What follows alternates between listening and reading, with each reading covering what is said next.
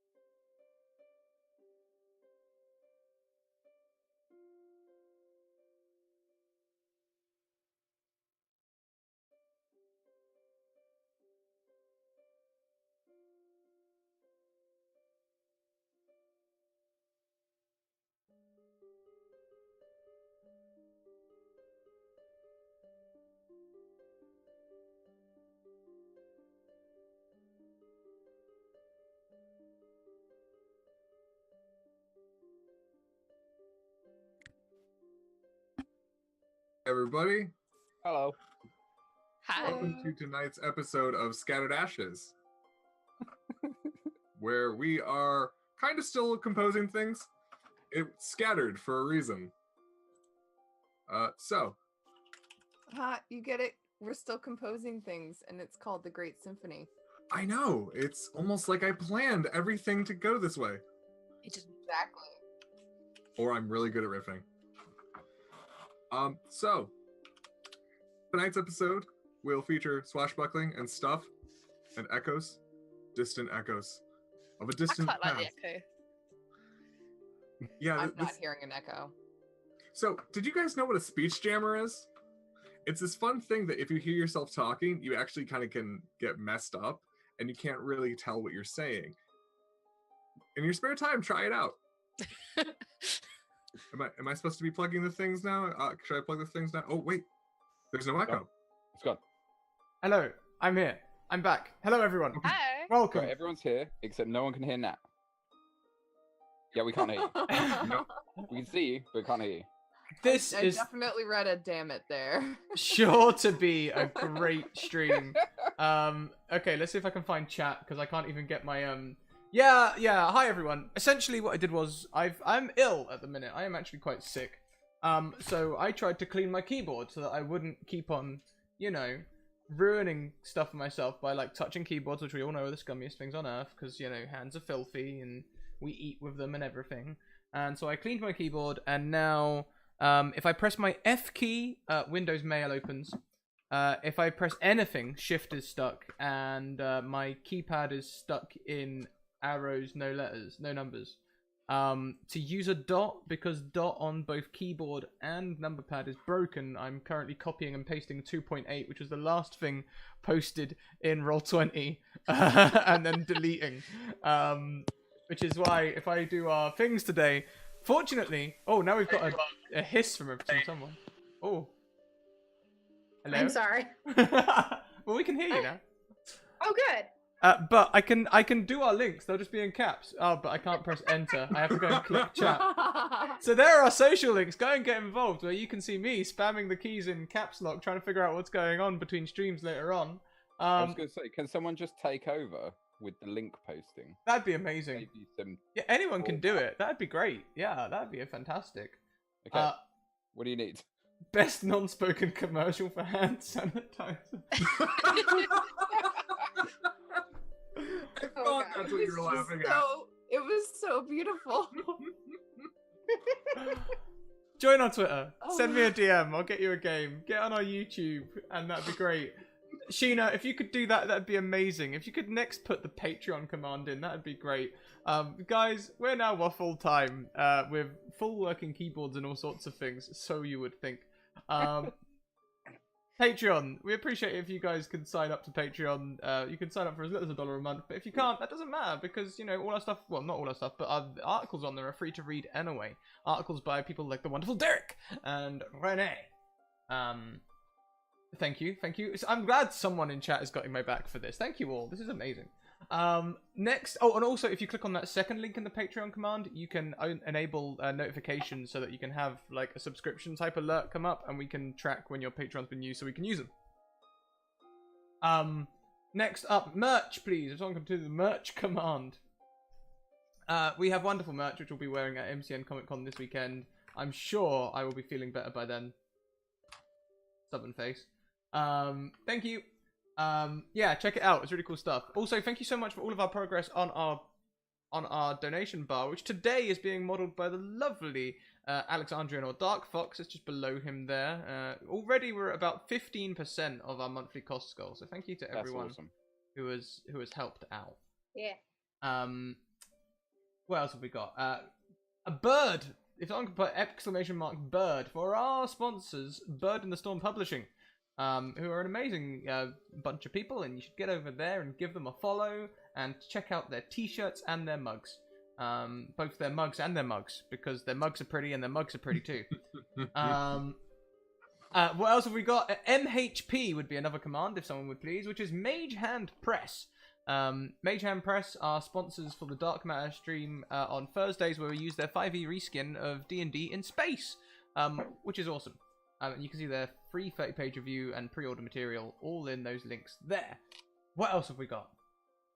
We don't have a competition because we have a winner. Arcanus81 won our last set of rainbow dice, and we'll be starting another competition very, very soon. What else have we got? We've also got a tweet. Every 10 retweets will get us a Wild Magic Surge. So, yes, please head over and retweet that. I'll just check if I can actually look at that, because that would be useful. At the moment, it would seem that if you shift-click on things, it opens up a new window. So I have about 20 windows open now. But, Oh no. and I can't scroll either. Shift also disables scroll, so that's fun. And also, I don't know how I'm actually going to type numbers here, either. Because my numpad is stuck to arrows and my keyboard is stuck to exclamation points. So, well, we'll see how this goes. This feels like Wild Magic Surge fuel right now, you know? Like... Yeah. Target's keyboard won't work for 1d4 rounds, or some crap like that. Oh, see, now shift stuck, so I'm highlighting everything. It's a fun time. Anyway, let's hand over to Derek. Why don't you introduce everyone? All right. So, hi everybody. I am Derek. I am your game master for tonight. And as we get this show back on the road, we'll go around and check in with everybody. And say, tell us a little bit about what your character is feeling after the last episode, and we'll kick it off. Scrat, you up for it first, or should I let you do your thing? No, I can go first. I play Kel Samart. He's really hunky and everything, and like cool and shit. And I've realized that I've also posted every single poster in both our tweet and Discord message. So please just look for the one with the mask, as my shift key was clearly stuck, and I've highlighted all the pictures. At least Scatterdash's is in there, so win. Yeah. The poster, by the way, is done by the amazing It's Kana on Twitter, so go check her out. I'll plug her later. Yeah. And in the link and stuff. Going around to Miss. Let's see. Let me check the Twitch chat because I'm still getting. Okay, awesome. So next up is Alex. Hello. So I'm playing Grigory, the giant, pretty much. I keep having like my internal picture of him just keeps shifting slightly. It started off as Santa from the Guardians, and it's then just sort of changed to a bit of Andre the Giant, and now it's kind of going towards Frankenstein's monster from Van Helsing, that really cool movie that we watched the other day. Lovely. Anyway, yeah, so he is currently very, very hurt. Like, is surprisingly close to death after being shot and stabbed and shot again, and generally beaten. But he kind of got his own back, so that's where we are. Awesome. Yeah, sorry about the stabbing and shooting part. That was all Phoenix's idea, not mine. It's totally good. Then takes us to Arasavad, Miss Una. Hello, I am Eris Savad. I'm playing Una. She is the only daughter of the McMab family. She is actually stopped. Names. Why? I'm having a moment. I'm sorry. Say okay. She stopped Gregory from being killed by challenging Phoenix to a duel. And while she held her own for the most part, she kind of got her ass kicked too. She's not feeling too much better than Gregory is. But now she's gotta deal with some shit. Yeah. Because shit happens in dresses. Shit happens in dresses and pockets. And pockets. That's right, yeah. Yeah, but you did fantastic with the duel, and Thank you. I'm pretty sure Phoenix is still feeling that one. Just Just hope picks back up. Takes us to Jay, plays Layla. Hi, I'm Jay. I play Layla. She is okay. So Layla was really happy because they found one of the missing nobles. Bit less happy that they're dead, but can still claim that she found one with Rhiannon. So, you know, we're gonna roll with that and be happy. She's not really looking forward to having to explain to his mother, I think it was that was there, why her son's dead. Wasn't us. Well, she Might was have been there to us. see it. She saw. She knows why he's dead. Yeah, but like why he's there in the first place. Oh, that's fair. Yeah. I mean, he's been missing. We kind of helped. Right up to the point he got shot. Yeah, kind of. Yeah, I think we're overselling helped. Yeah, but me and Rhiannon are going with it. We're not- helping. They uncovered where he went. Yes. Exactly. Mhm. Precisely. They And now he's totally not helped. going anywhere. Anywhere. Probably a good thing.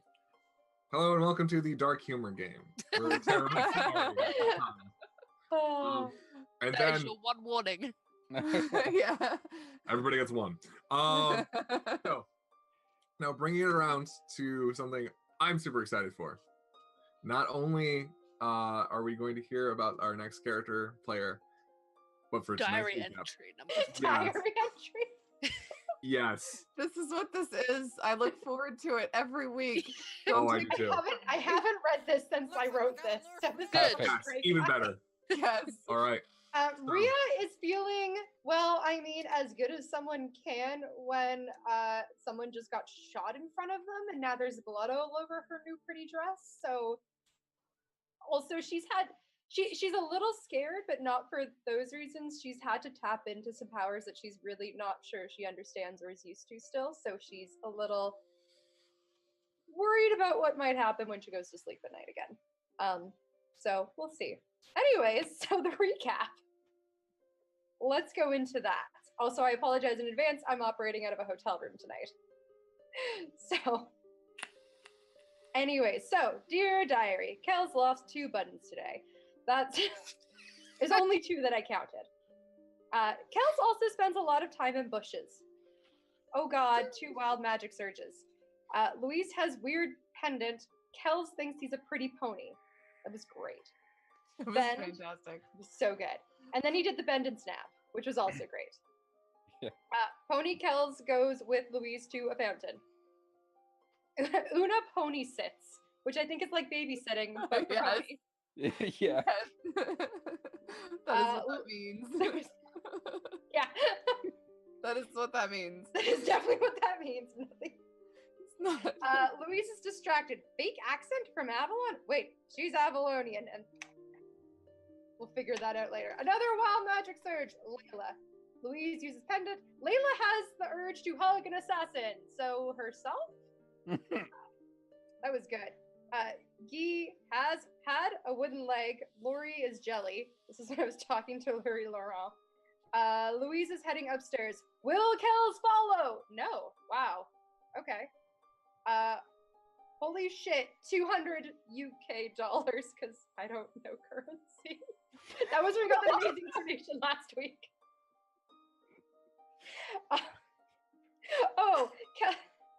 Kells is feeling a little hoarse. Anyways, that was a bad pun. We go after Louise!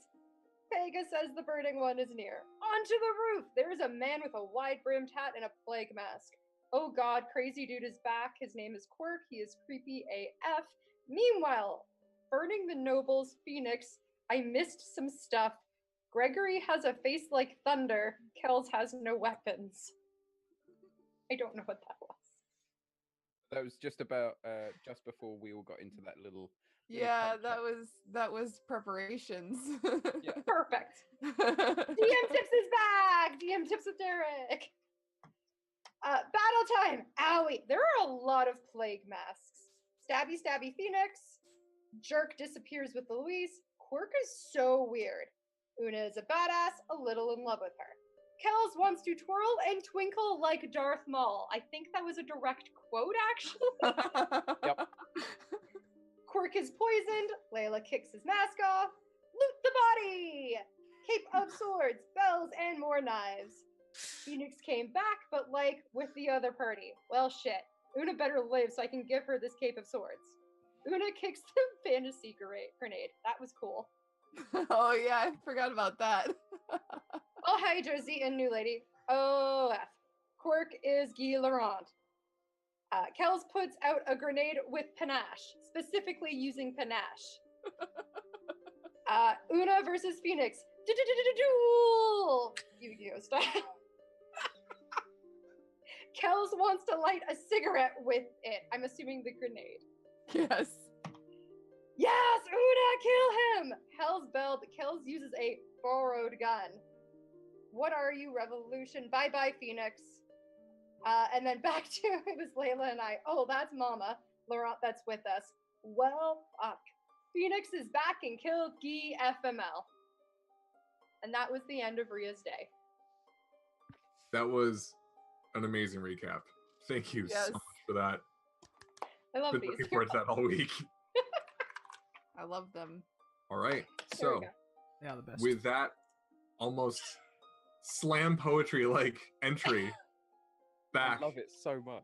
into the intrigue and mystery that is Scattered Ashes.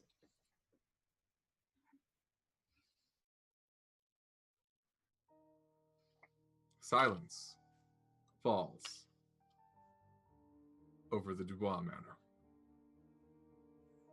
The ring of the gunshot, audible to each member of this strangely gathered group. A scream breaks out. Of course, Rhiannon and Layla hear it before anyone else. You're unsure what was more deafening, the gunshot that seemed to change the entire air, or the scream. So we pick up Una and Gregory. The chaos that has somewhat settled around you. As Gregory, you're now bracing your wounds. As Una, you have just ended your duel with Phoenix. What are you guys doing? I'm going to go to Gregor and see if there's anything that I can do to help, like, staunch some of the blood or anything like that. I'm gonna start ripping up my dress if I need to. No, Okay. no. There's no need for that. We're not going to ruin good clothing.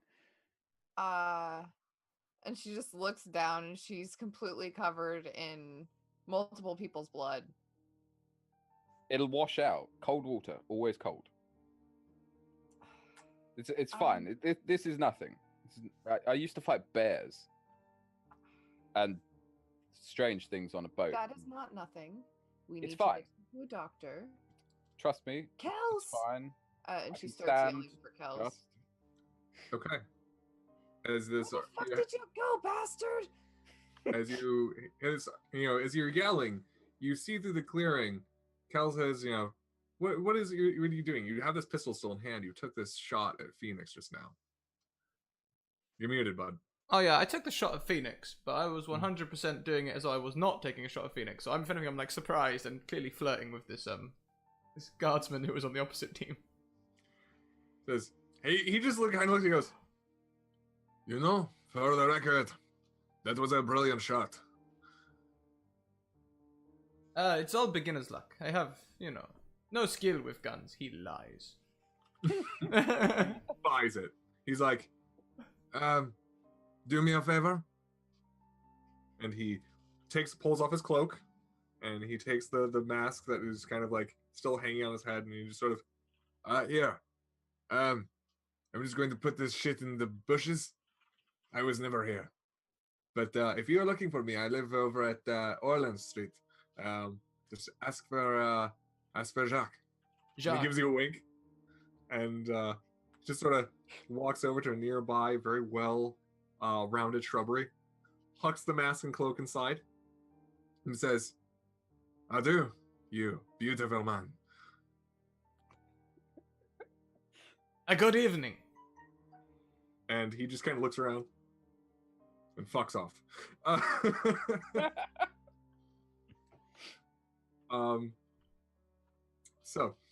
But you hear a second later, Kels, Una is yelling for you.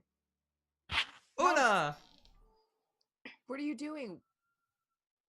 Where did you go? I was taking care of that lost gods person. Perfect. Well, help me get Gregory. He's badly injured. I'll, take a look at Greg and be like, oh, he's a big guy. You'll be alright, won't you? He has 2 gunshots, wounds. He's a big guy. No, seriously, he needs help. I'm also injured. Can't you see? I've got 2 grievous wounds as well.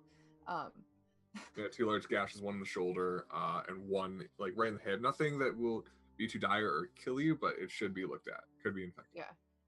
We both need to get to somewhere. You're the only one who hasn't been hurt. Can you please help me carry him? Get him. Yes, of course. I can help carry both of you. I am Kels. What's the matter? No, I don't need to be carried. Just... You said you were grievously injured. Okay. I will prop up Gregory. Gregory, you're okay, yes? Yeah, I'm fine, honestly. No, and Gregory sort of stands, gets to his feet, regains a bit of balance. He's okay.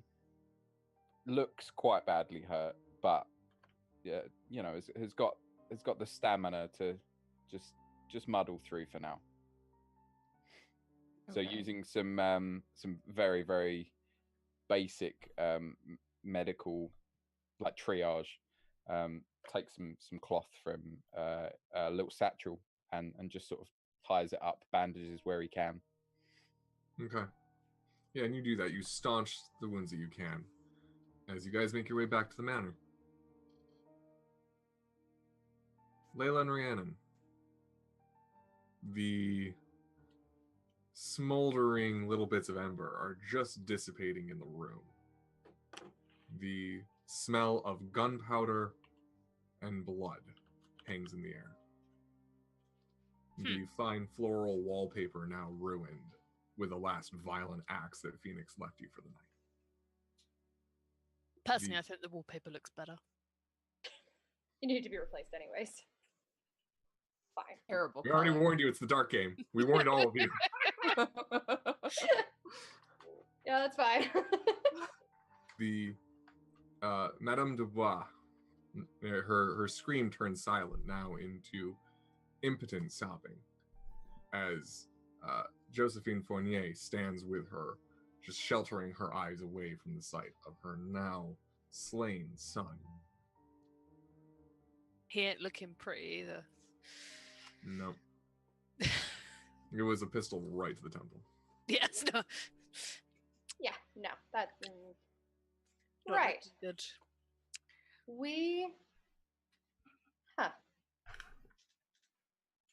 I was gonna stare at him and be like,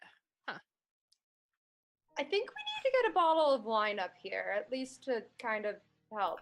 Right? Right. probably, I think it's too soon to start interrogating his mother, to be honest. Yeah, maybe too soon. Right.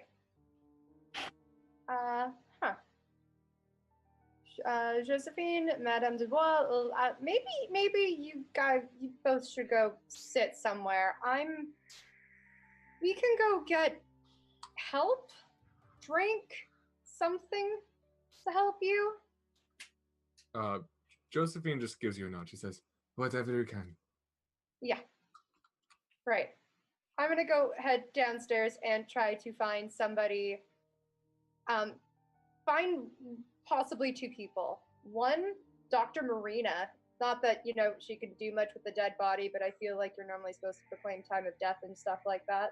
I don't know. Feels like that's where Ria's brain's at. And then 2, find a guard to help at least kind of cordon off the area. Yeah, Actually, then don't 3, want find a everyone bartender. looking. You don't want everyone looking. Yeah, like find a guard to help cordon off the area, or at least the upstairs, and make sure nobody goes upstairs and like distracts everybody. And then also a bartender to grab us a bottle of wine or maybe just a couple that I can just bring back upstairs. Okay. Can I go find everybody else? Yeah, sure. You can make your way to a nearby window, and you see that Grigory, are you like limping, and does it really show, or do you is your gait slowed at all? Sorry, I'd muted myself. Yeah, it's fairly apparent that he's quite badly hurt, but he's just taking it slow more than anything. Not wanting to seem a burden for the rest of them, but also kind of just leaning on Kells a little bit. Okay. So yeah, Layla, as you look down, you see that in the moonlight, and what little light you can tell from the torches that light the lanterns outside the manor, that Gregory is apparently wounded, leaning on Kells of all people. Yes. I'm just gonna shout down to Kells and be like, "You should have come with us."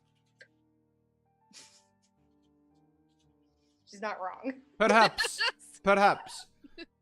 Although I think we did well down here. I got someone's number. We found one of the missing guys. Oh, well done.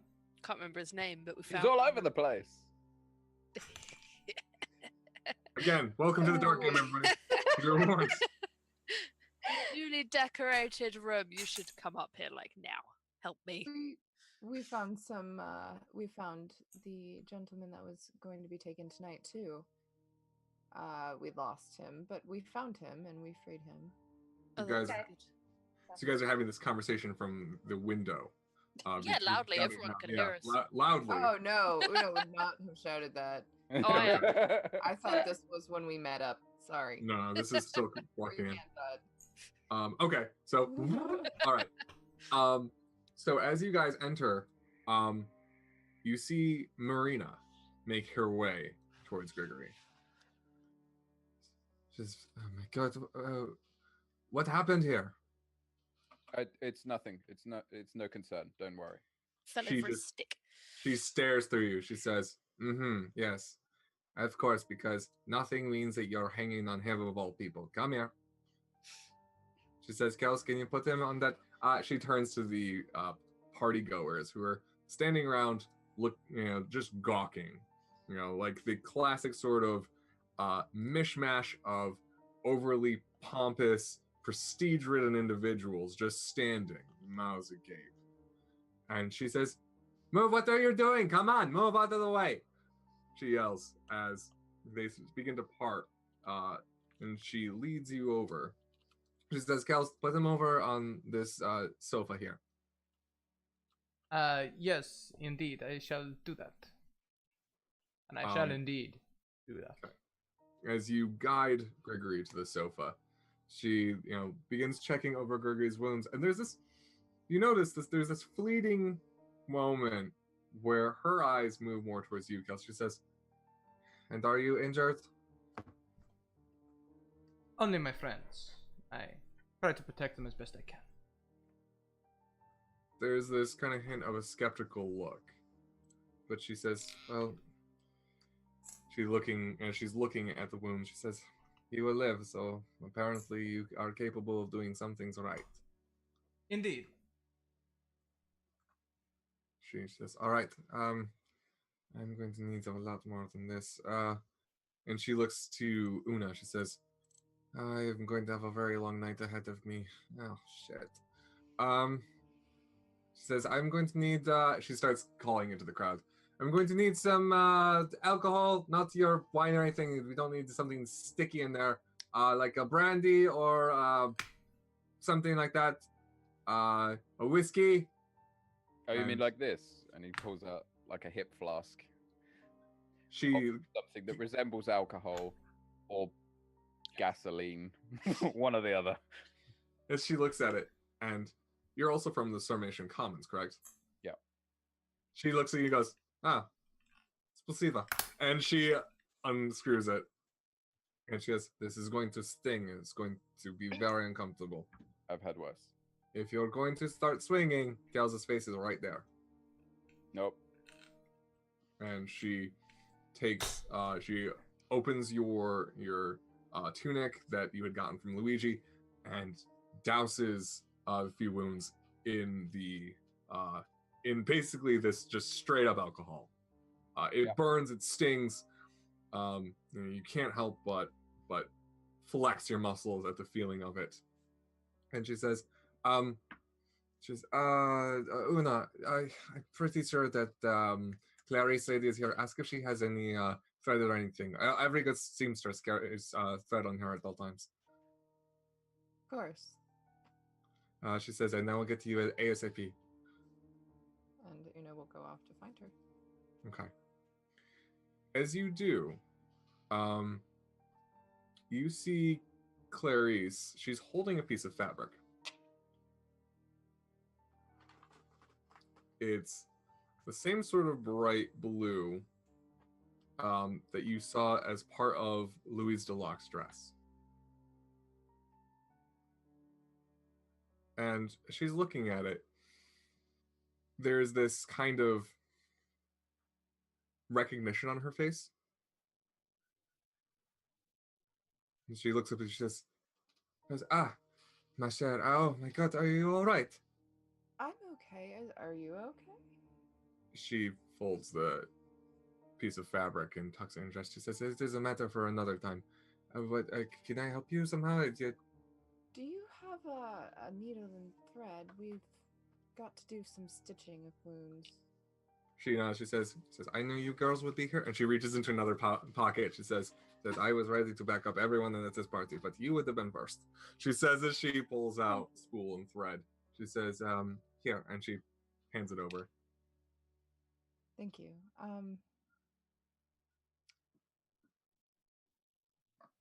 Come find me when you're ready to talk. She says, about I will whatever find... She says, I will find you when you are ready to... She just kind of gestures, there's still a little bit of blood trickling. The wound has mostly coagulated by now, so you're not bleeding as profusely. But... Una's paying it no mind. She's acting like nothing's wrong. Okay. So you head back to Marina. Marina immediately takes it and begins stitching up Grigory. Layla and Rhiannon. Rhiannon, by the time you come back downstairs, you do find Marina is already sewing up Grigory. You see Una is immediately right there, as well as Kels. And Layla, remind me, what was it that you were after again? I was looking for those guys. Okay, But so they're back now. yes, so you guys are all back and working on it. Rhiannon, you notice that Giaz is standing nearby. And he kind of rushes to you. And the first real look of worry on his face is it, where's Madame Fournier? Where is she all right? She's fine. I need you to do me a favor. I need you to take some alcohol upstairs. I need you to make sure nobody else goes the hell upstairs except for maybe my lot. And I need, oh God, yeah, let's just try to maybe clear out this house right now. There is this, despite the dire situation, there is this look of him being impressed with you, almost like he's so used to being barked orders by Josephine, like he's a little like, okay, like goes right away, and he begins immediately. Promptly he runs over towards the where the bar is, comes back with a bottle of wine, heads upstairs. As he gets to the top of the landing, he goes, excusez-moi, everyone. On behalf of the Dubois family and the Fourniers, I recommend that you all go home unless your names happen to be Kelsamat.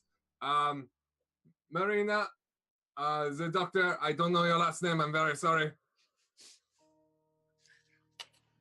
And if you're not helping, then you're probably harming the situation. Adieu. He looks around. He goes, Una, you can stay. Layla, you obviously can stay. Gregory, that is quite obvious. And he looks at Rihanna and goes, we, Good. your last name does not end in Dubois, and you're not one of these people. Adieu. And he takes the bottle and heads upstairs. Perfect. Right.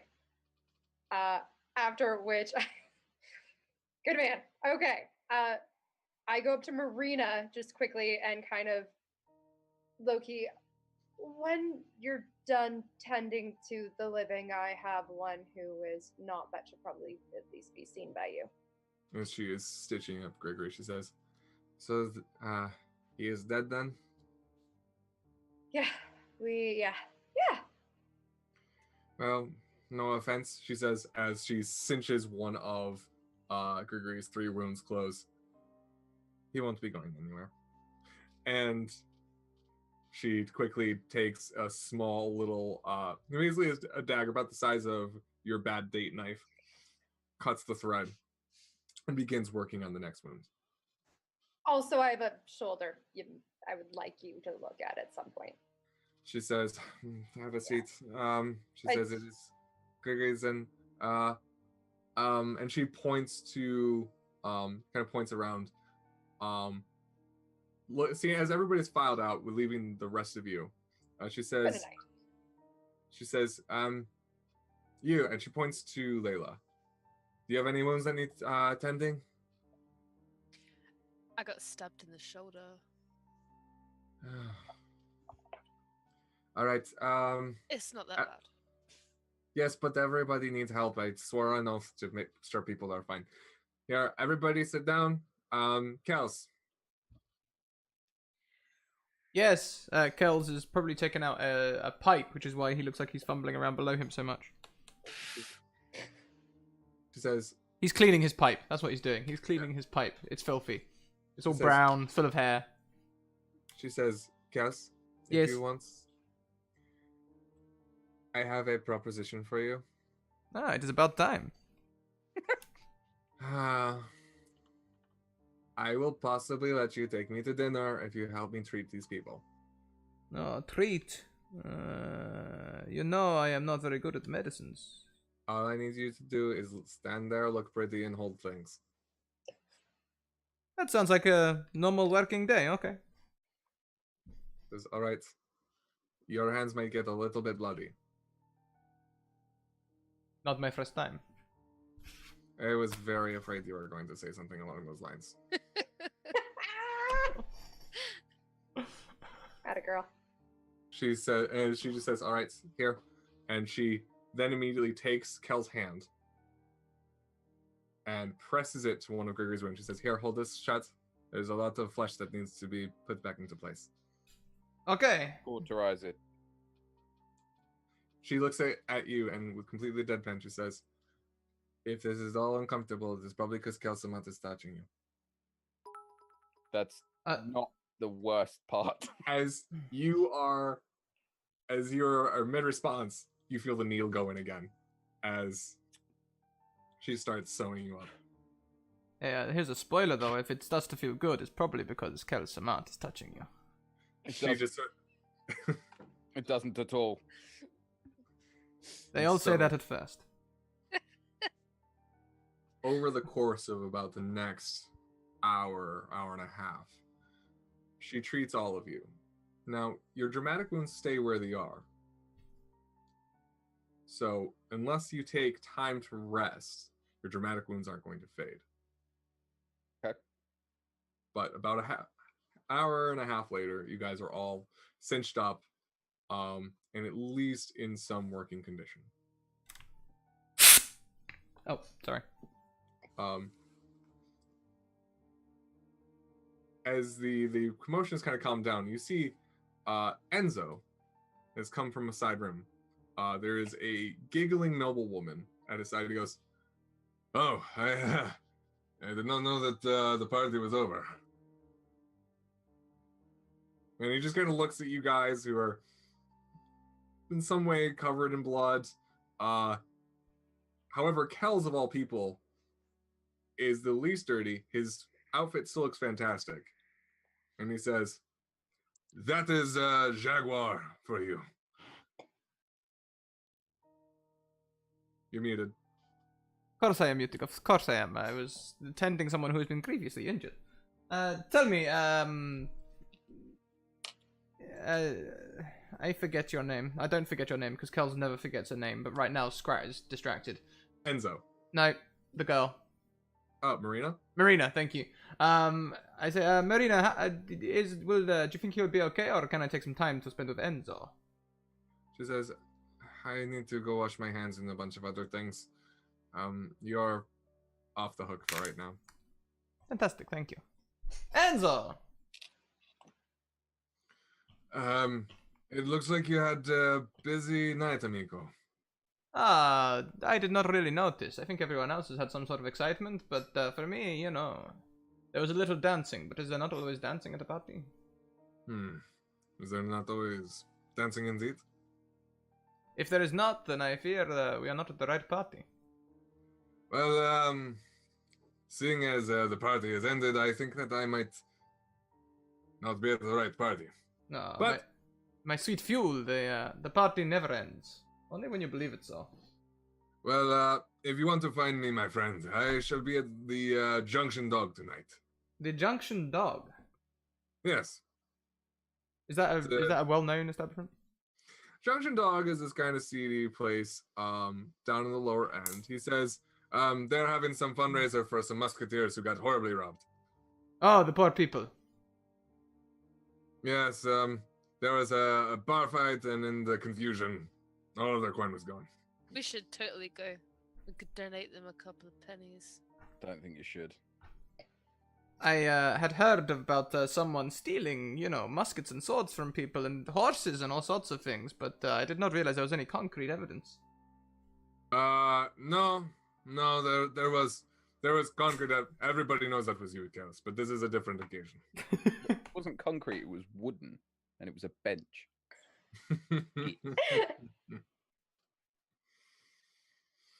So, Enzo gives Kels a pat on the shoulder, and he leaves with the giggling young woman behind him. And as he turns back, he looks at Una and he says, "Are you all right, Una?" I'm okay. Good.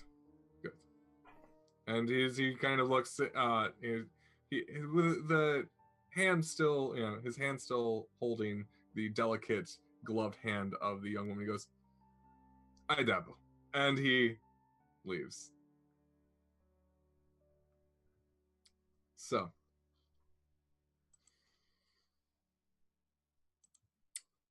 a little bit later, a very pale Madame Dubois comes down the stairs, led, of course, by Josephine Fournier.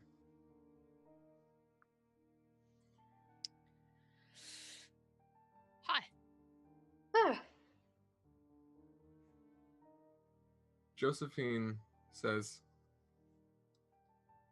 "It is a very strange circumstance that we find one of the missing nobles."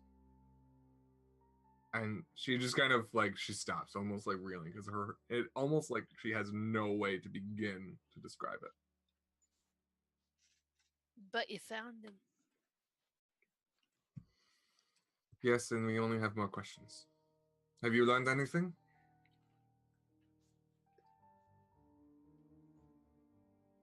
Not enough. It's enough concrete evidence. But We have a you know, theory. He was I'm- definitely involved. and you hear what was quiet sobbing. Oh, I'm sorry. No, I messed up. It's not Madame Dubois. It's Madame Laurent. Excuse me. And the other guy was Dylan Rancourt, right? Yes, he was just taken Okay. away. Is Lori, is the other brother around at all? Did he stick around? Do we know that we've seen? You do see him over in a chair. Now that his mother, so Madame Laurent, Madame Dubois, and Madame Fournier. Sorry, missing one person. Whoops. Okay. DM tips for tonight. Always remember how many NPCs are actually in a room. We are early with the DM tips tonight. Oh yeah, starting early. So, Laurie Laurent is off in the corner. There is this look of anxiousness, as he undoubtedly recognized the cry as his mother's. And as he sees her weeping, he goes over to her and embraces her, consoling her. Cool. That looks like a family thing. I'm not going to interrupt.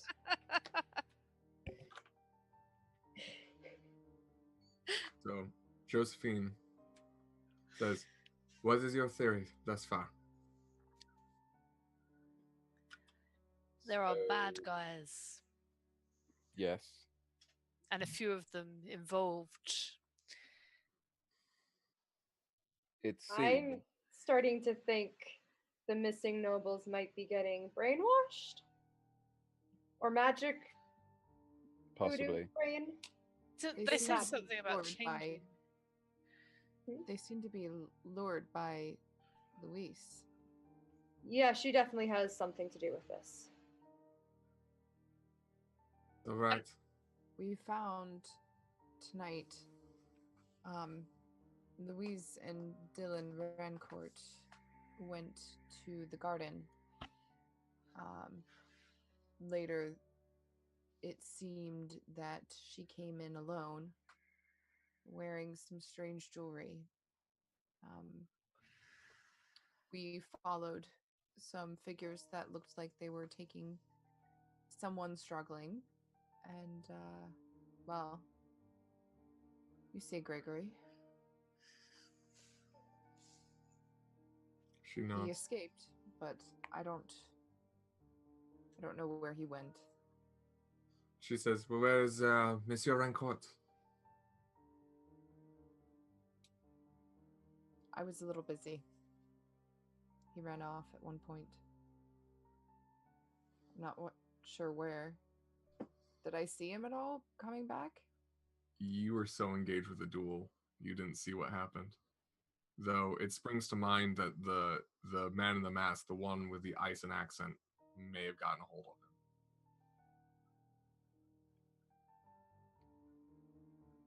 They could have still taken him.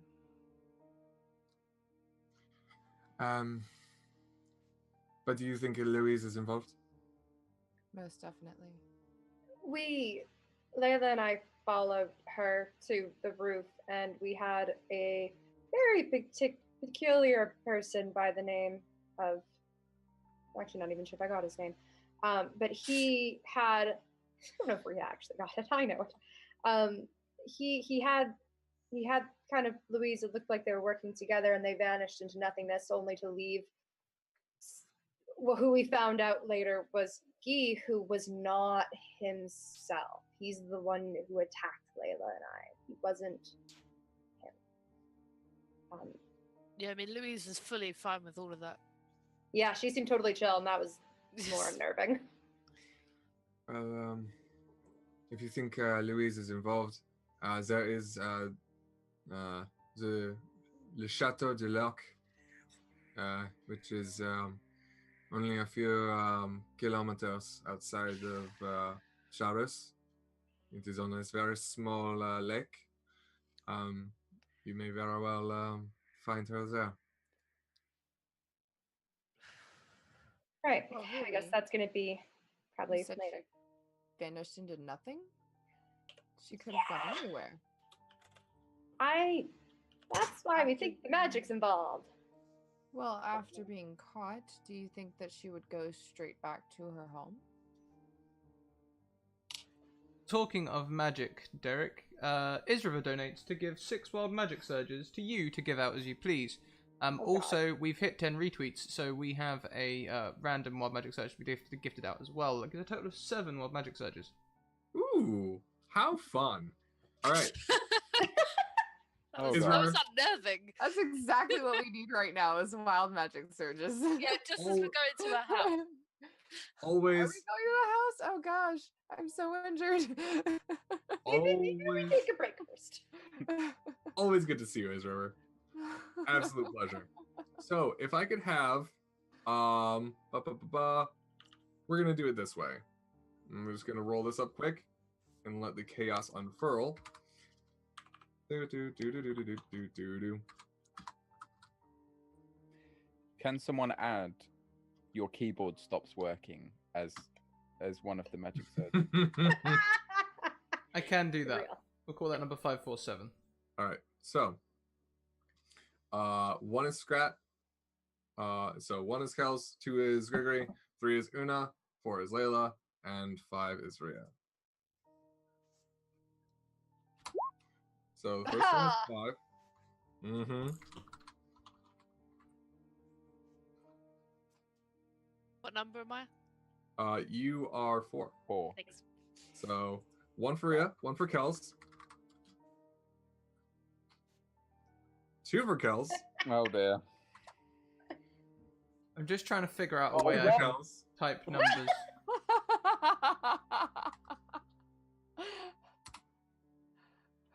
All right. 1 for Layla.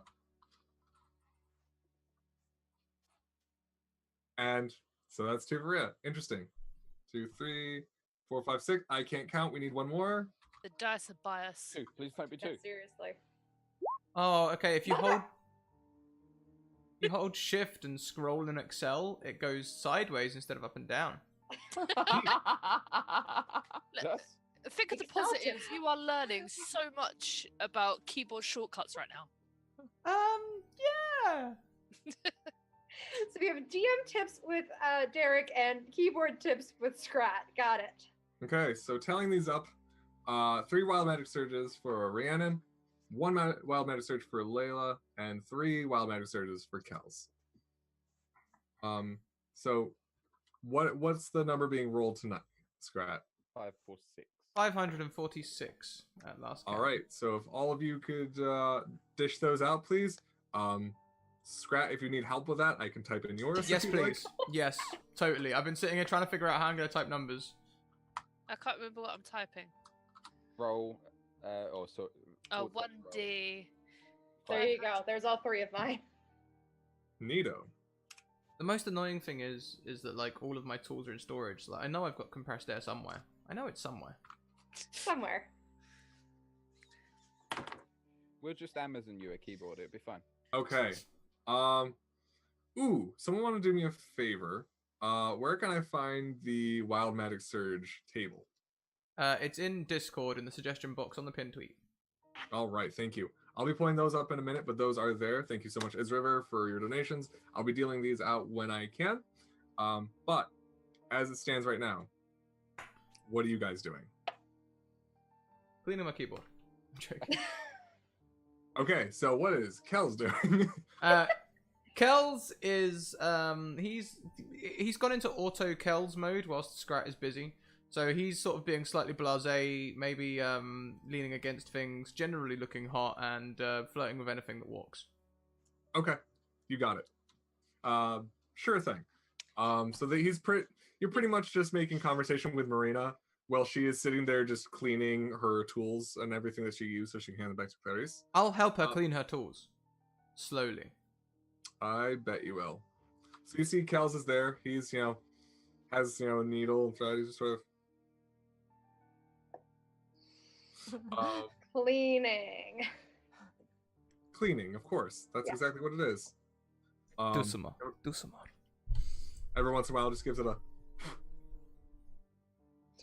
Just the tip. Though. Which is funny because it desanitizes it. Does he know that You though? gotta clean it again. Yeah, I think that's the point for him. What a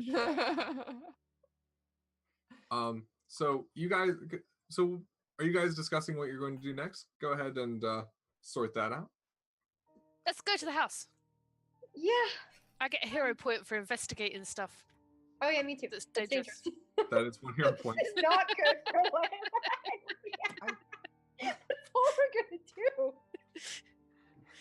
You know, the Run things around, I rack get up some hero points points. for, I don't think you really want me to use. But if we go to the house, damn it, I'm gonna have to use it. I know it.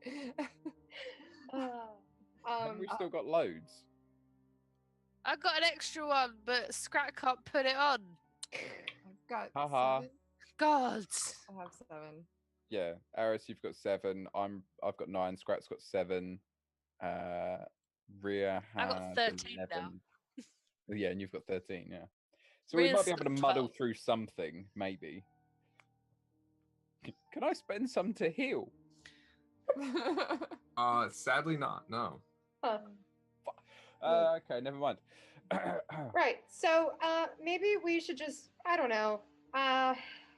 Una, you're good with people.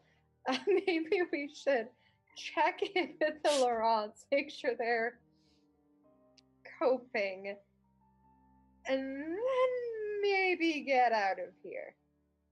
Unless we think investigating a dead body is going to help us, but we investigated it before it was dead, and that didn't help us. So Oh yeah, didn't we get in? I have a present for Una. For Una. We'll take care of that outside of the house, though. Not now. Oh yeah, so we raided your dead son's body. Yeah, let's not do that. Dead yet. Oh, that makes it better. We'll wait till we're outside, but we That's got you a present. You took us out while you were dying. Girl code. Yeah. I mean, damn it! I need pockets. I need pockets for my swords because shit happens in dresses. Okay. We got you. We got you. Don't worry. Gregory probably wouldn't have been as hurt if he'd worn a dress like we suggested. It's true. Una has been cleaning her sword, and she looks up, and she says, "I know you want to continue, but I'm beat." Okay, Maybe- sleep and then we'll go tomorrow. Maybe the day after. Me and Rhiannon could go get drunk. Yeah. Liberate a few coin purses. It'll be fine. Yes, I was just about to say that. Beat me to it. I could go for a drink. yeah, I could too. Wonderful. Laugh a lot. So you guys are gonna. Yeah, go ahead. I was gonna say we can head back to the inn and make sure it all goes on Josie's tab. Yes.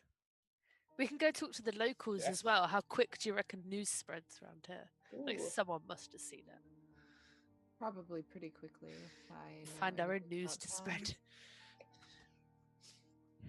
So you guys head back to the Renate Lee.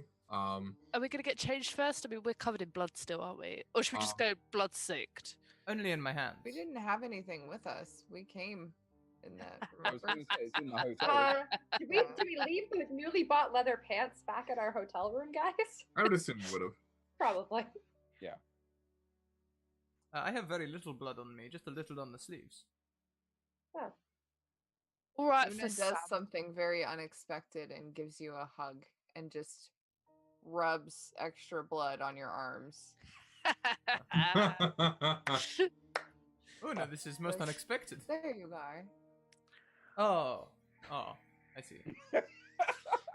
Sits down and goes back to cleaning her sword.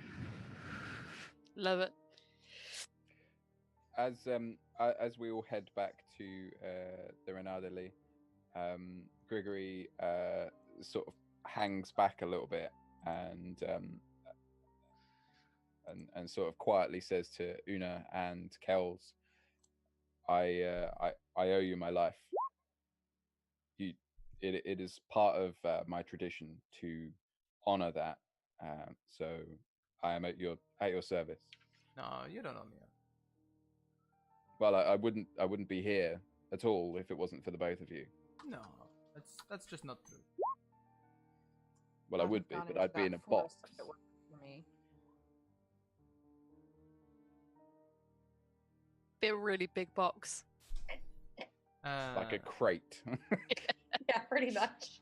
and drag you along like. They basically just push me on a pyre. It'd be fine. Off a So cliff or something. you guys are having this conversation as you head back to Renard Lee, yes? Yeah.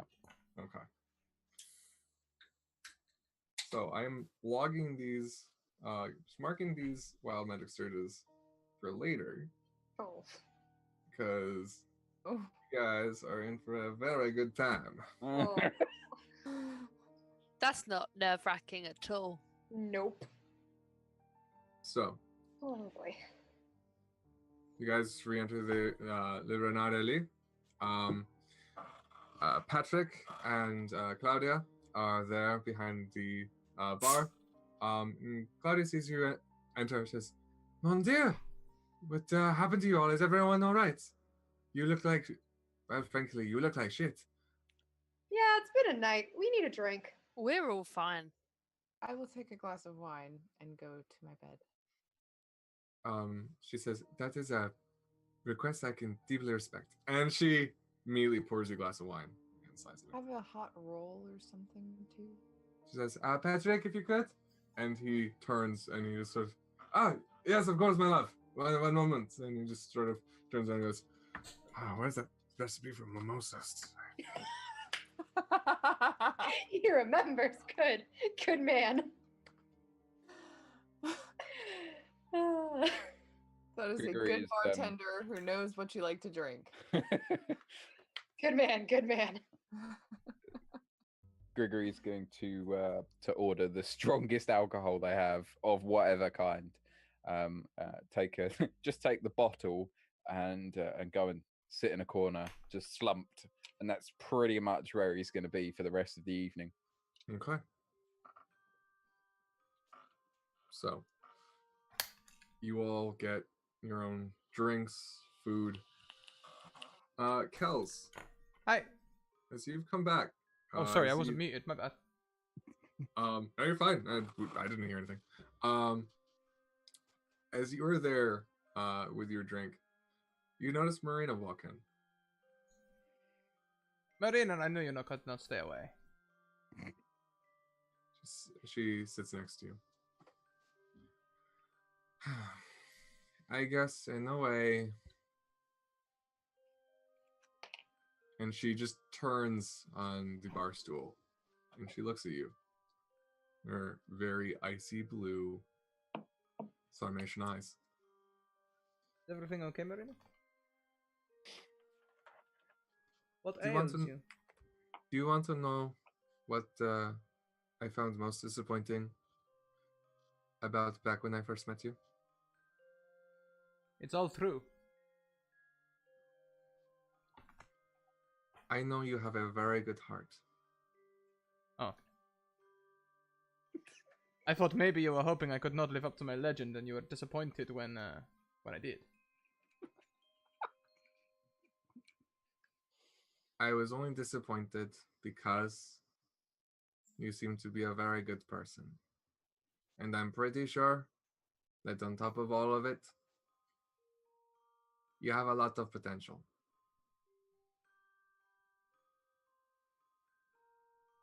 I don't understand where you're going with this, Marina. I saw you throw the sparking bomb thingy back in the woods. I saw you take the shot at the scary whatever was happening over there. All I saw was fire and gunshots, and I was watching. Yeah. You're more a hero than you know. No. No. I was merely in the right place at the right time, and I needed to light my cigarette. She puts her hand on your arm. She says, "There is a time for bravado and a time for humility, and you're very bad at both of those things." Indeed, but I am very, very good at panache. I can show you sometime. She smirks and she says, excuse me?" And Patrick says, he's mid making another mimosa for Rhiannon.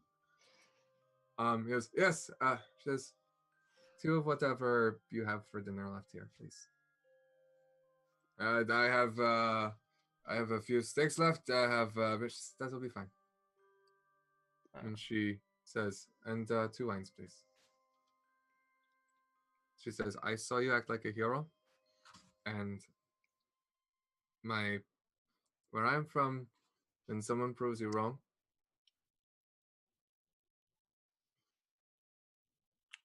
you have to honor it somehow. And I was wrong about you. When I first met you and told you that you are scum, I think a part of me was wrong, and my initial guess was right. That you are a good person.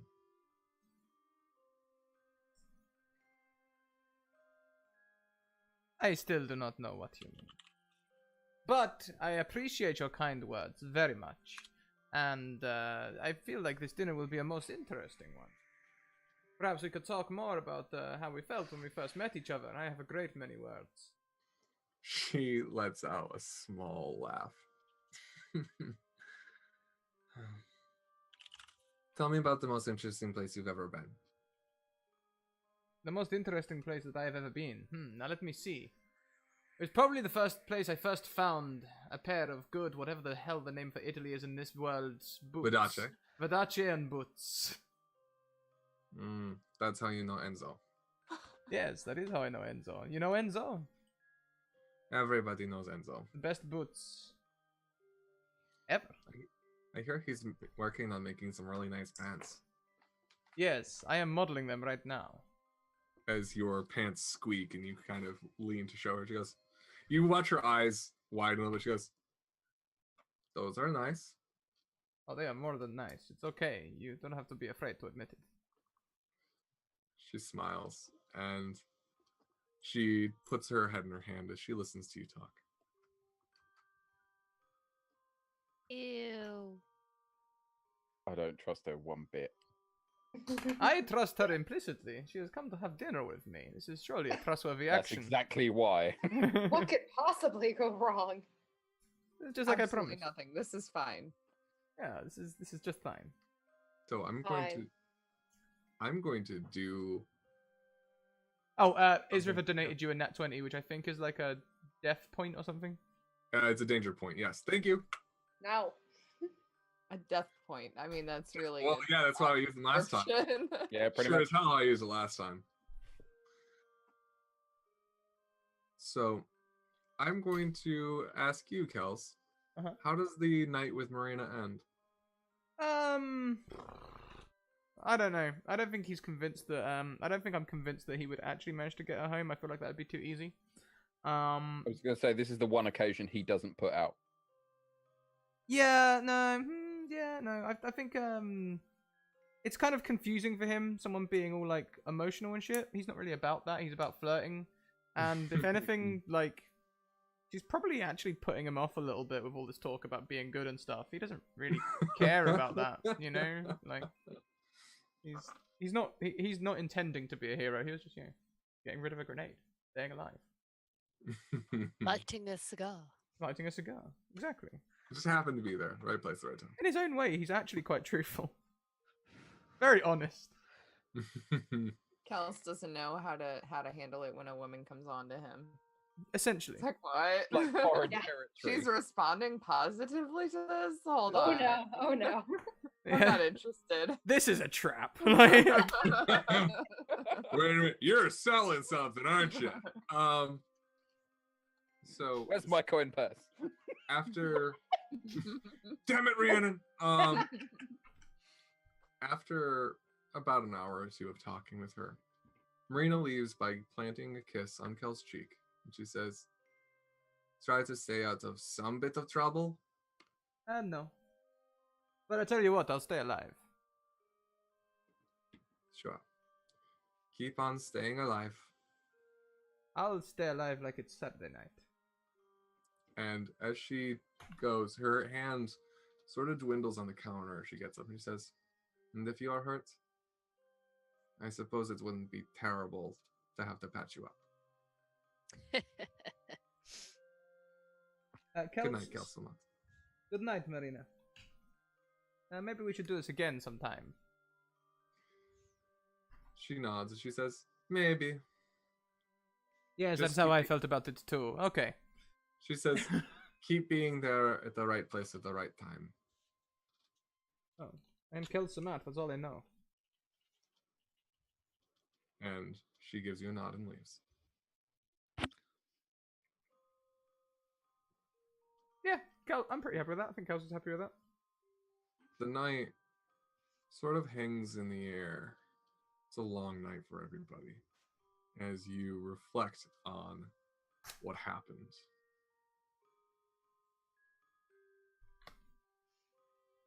What does Una dream of that night? If at all. Oh, she certainly dreams of Phoenix. That was her first real duel that wasn't practice. She probably has dreams of her teacher teaching her the moves and the footwork that she used that night. Yeah. Is repeat, and again, and again. One more time. Is Come your on, dream- Una. They don't let you up. They don't let you give up. Do or die. As the dream of your teacher encouraging you plays out, the air begins to feel warm around you. It's emerging through the smoke of your dream. Comes marching in the mask, Phoenix.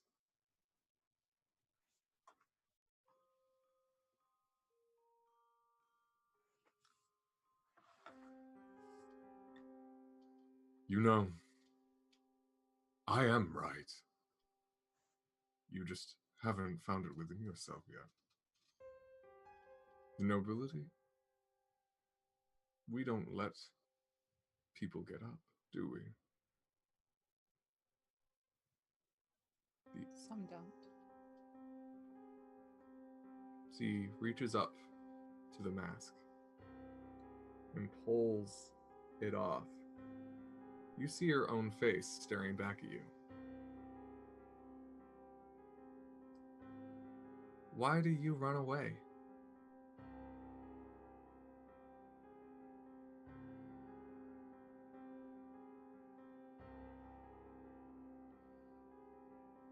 Are you afraid of becoming something bigger than yourself?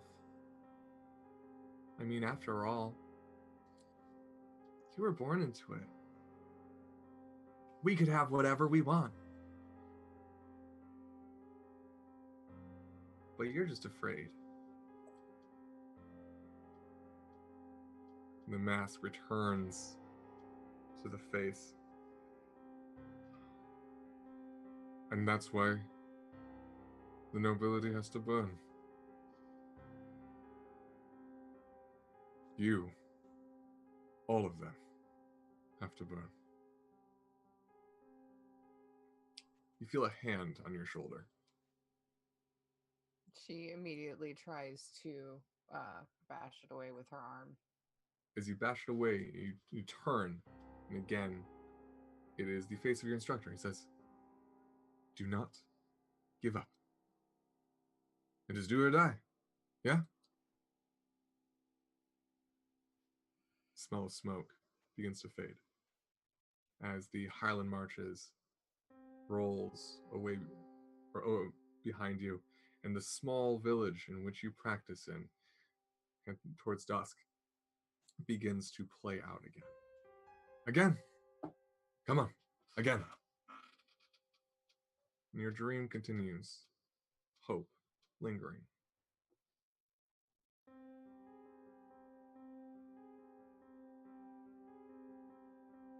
Layla, what do you dream of that night? The war, back when she was still an assassin,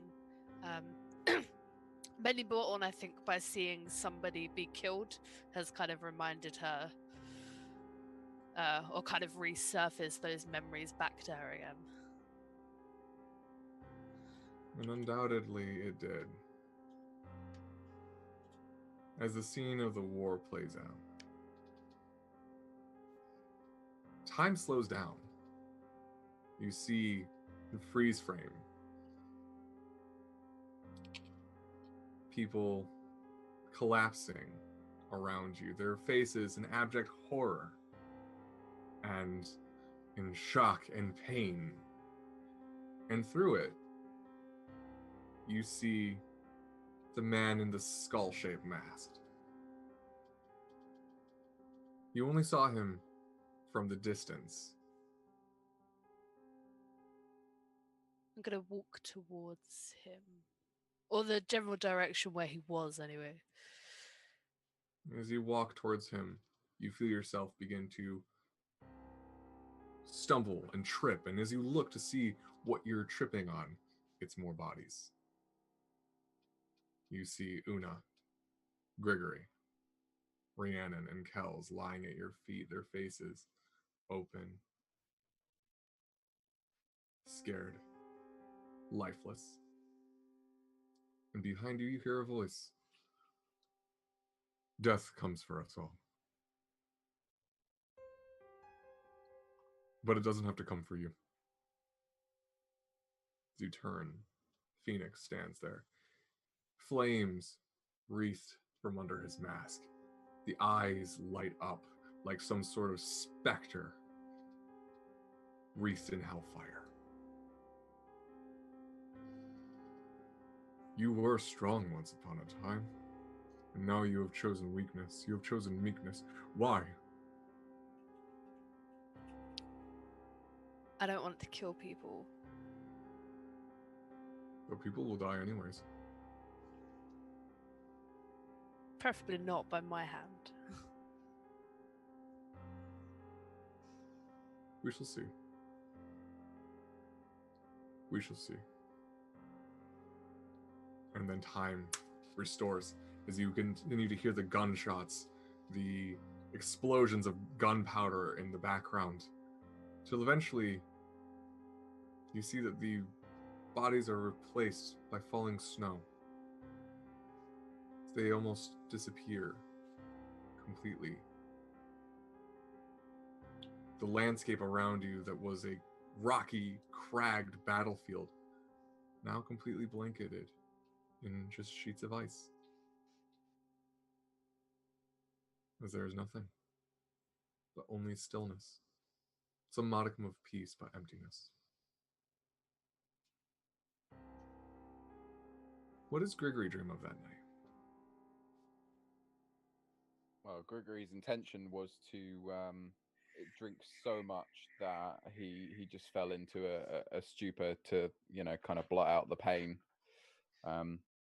Given his size, that's quite a lot of alcohol. And you do. You have one really bad, uncomfortable burp in the middle, but other than that, you don't stir.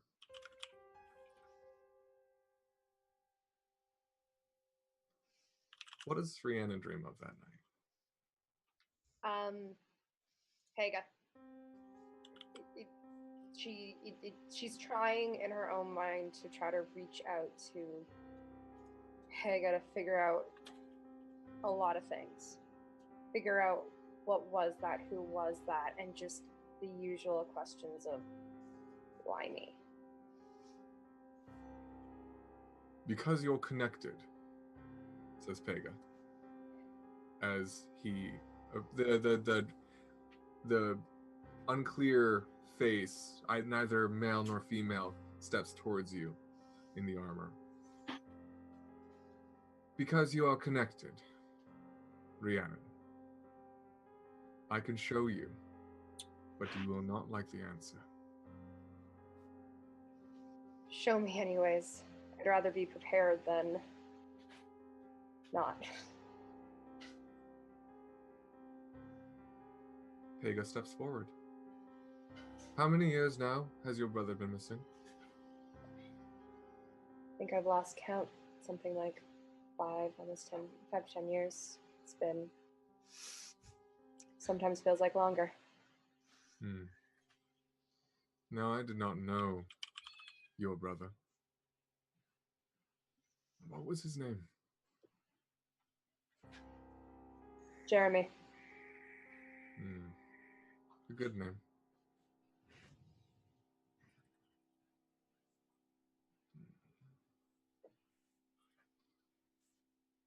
Some time ago, I served a knight.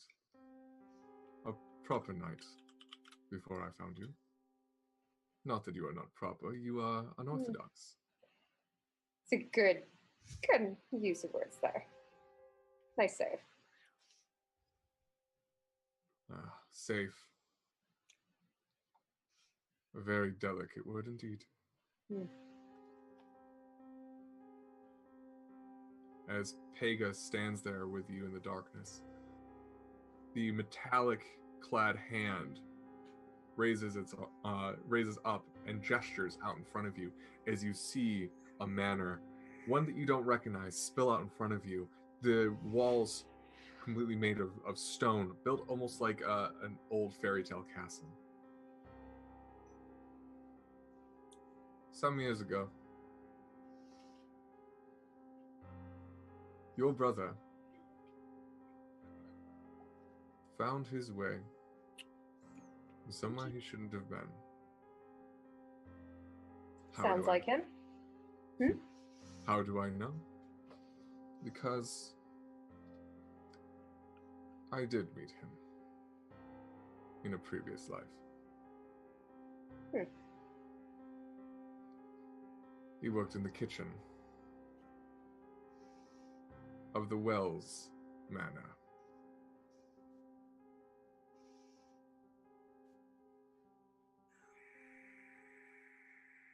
When was this? Some 12 months ago. He worked there for a good 6 months. And then? And then one day he overheard something he shouldn't have.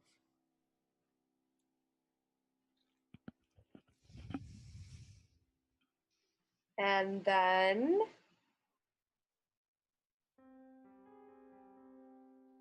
He gestures towards the open doors of this castle.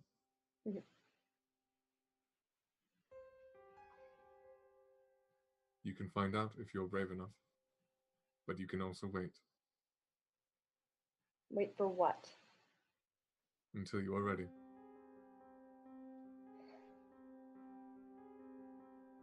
But if I'm ready, or if I want to pretend like I am, I just need to go through the door. Yes. If you want to pretend like you are. I'm good at pretending. There's always a time where we're not good at what we're supposed to be. You've kept this from me. The time was not right. It is now? Yes. Then I'm going through the door. Pega's expressionless face nods and gestures towards the door.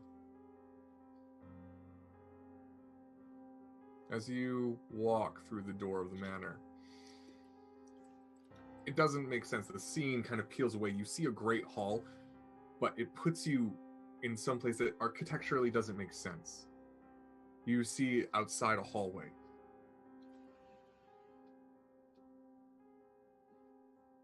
And you see your brother, Jeremy, outside the door.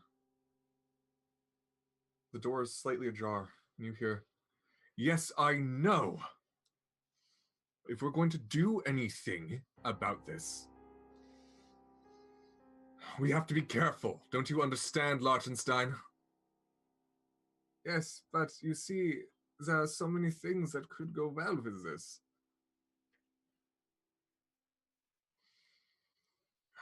Look, Vels, I am merely suggesting that even in the worst case, that you should probably, if anything goes wrong, survive the process. I will never abolish what I need to if I am dead, Larchenstein. But look, you said you would sacrifice anything to make sure that the nobility first, did you not? I did.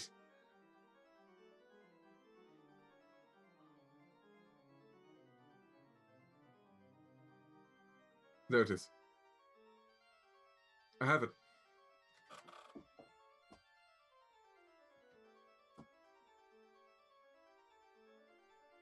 An attack on the palace. Yes. That's what we'll do to get this whole thing started. Wait, what did you say, Pega? Someone is listening. And you see Jeremy begin to run down the hall. Jeremy books it, just tearing down the hall. He skids, slides around the corner as you hear the familiar voice behind you. A tall, handsome young man, his face curled in anger, long brown hair that comes about to his shoulders, pulls out a crossbow and points it. You see the crossbow bolt flies down the hall, hits the wall, sticks into one of the portraits. As Jeremy peels around the corner, you hear him just swearing under his breath as he is diving and dodging around these halls. And Pega, who's standing next to you, he says, "Will you follow?" Yes. As you begin making your way after Jeremy, it almost seems easy to catch up with him. Even as you walk, it seems like you're catching up almost side by side with Jeremy as he runs.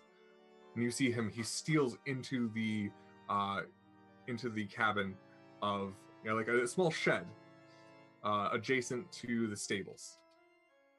As you hear the voices looming outside as he is now ducking in the shadows. Where did he go? I don't know. I will... You should make yourself scarce, Lautenstein. I will. Do be careful, Vels. I don't need to be careful. Pega, show me where he went. You hear the voice stop. And Jeremy tears out the back door, books it around the stables, and jumps onto a black stallion, quickly throws open every single gate and door he can as the stallion goes charging out.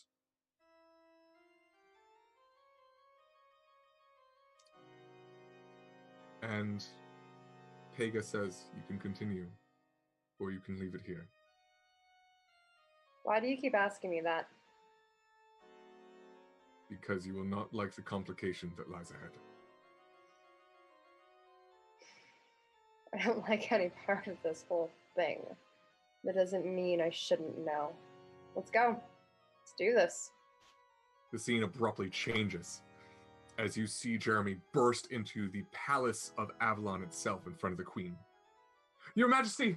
Your Majesty, there is a plot against you! Jeremy yells. And you see it play out quickly. Him pointing. Suddenly, the young man, noble, his figure is almost replaced with Jeremy as he is thrown, manacled, guards at both of his sides, pressed down on his shoulders as he is in the center of the room. And you see the queen wordlessly give the silent command. And then she holds for a second. No. By fire. Let him be a lesson. And you hear the young knight beginning to yell and scream. And he says, "No! Pega! Help me!"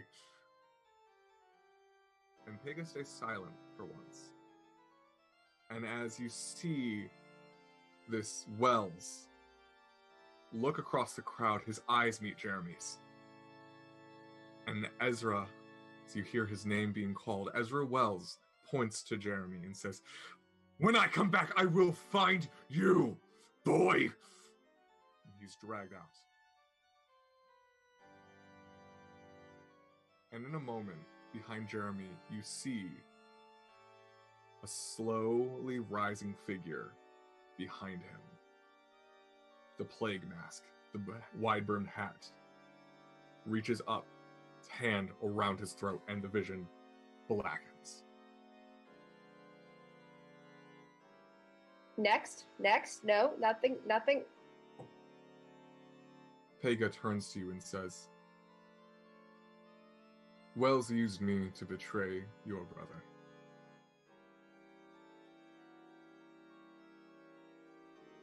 And out of penitence, I have chosen you. Your brother was brave and was a hero of Avalon. If he is still alive, I do not know. But I do know that Phoenix either has him, or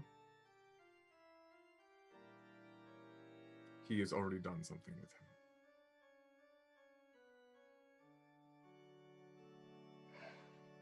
Right. Well, that's useful information. Thank you. I'm sorry, Rhiannon. I'm sure you are. Okay. All the more reason to find this guy. He nods. I will let you know when, but my connection to him is fading quickly. He is dying. Again. Is that good or bad? I do not know. He has already died once. Oh. Well then. Complicates things. And out of the shadows, you feel someone grab your elbow. As you start, you see it is, instead, Claudia. Oh, I'm sorry. I thought I might check on you. You were tossing and tumbling and turning quite a bit. Thank you. Yeah, it's just been a crazy night. Your friends are already downstairs. Oh, God, is it morning? It is, yes. Oh, okay. think- Wonderful. I think the only one that is still asleep is your very... Yeah, that one. No, I got you. Okay. Right. Perfect. You tell Patrick to get a mimosa ready, and I'll be down there in 5. She says, avec plaisir. And how does Kels wake up this morning?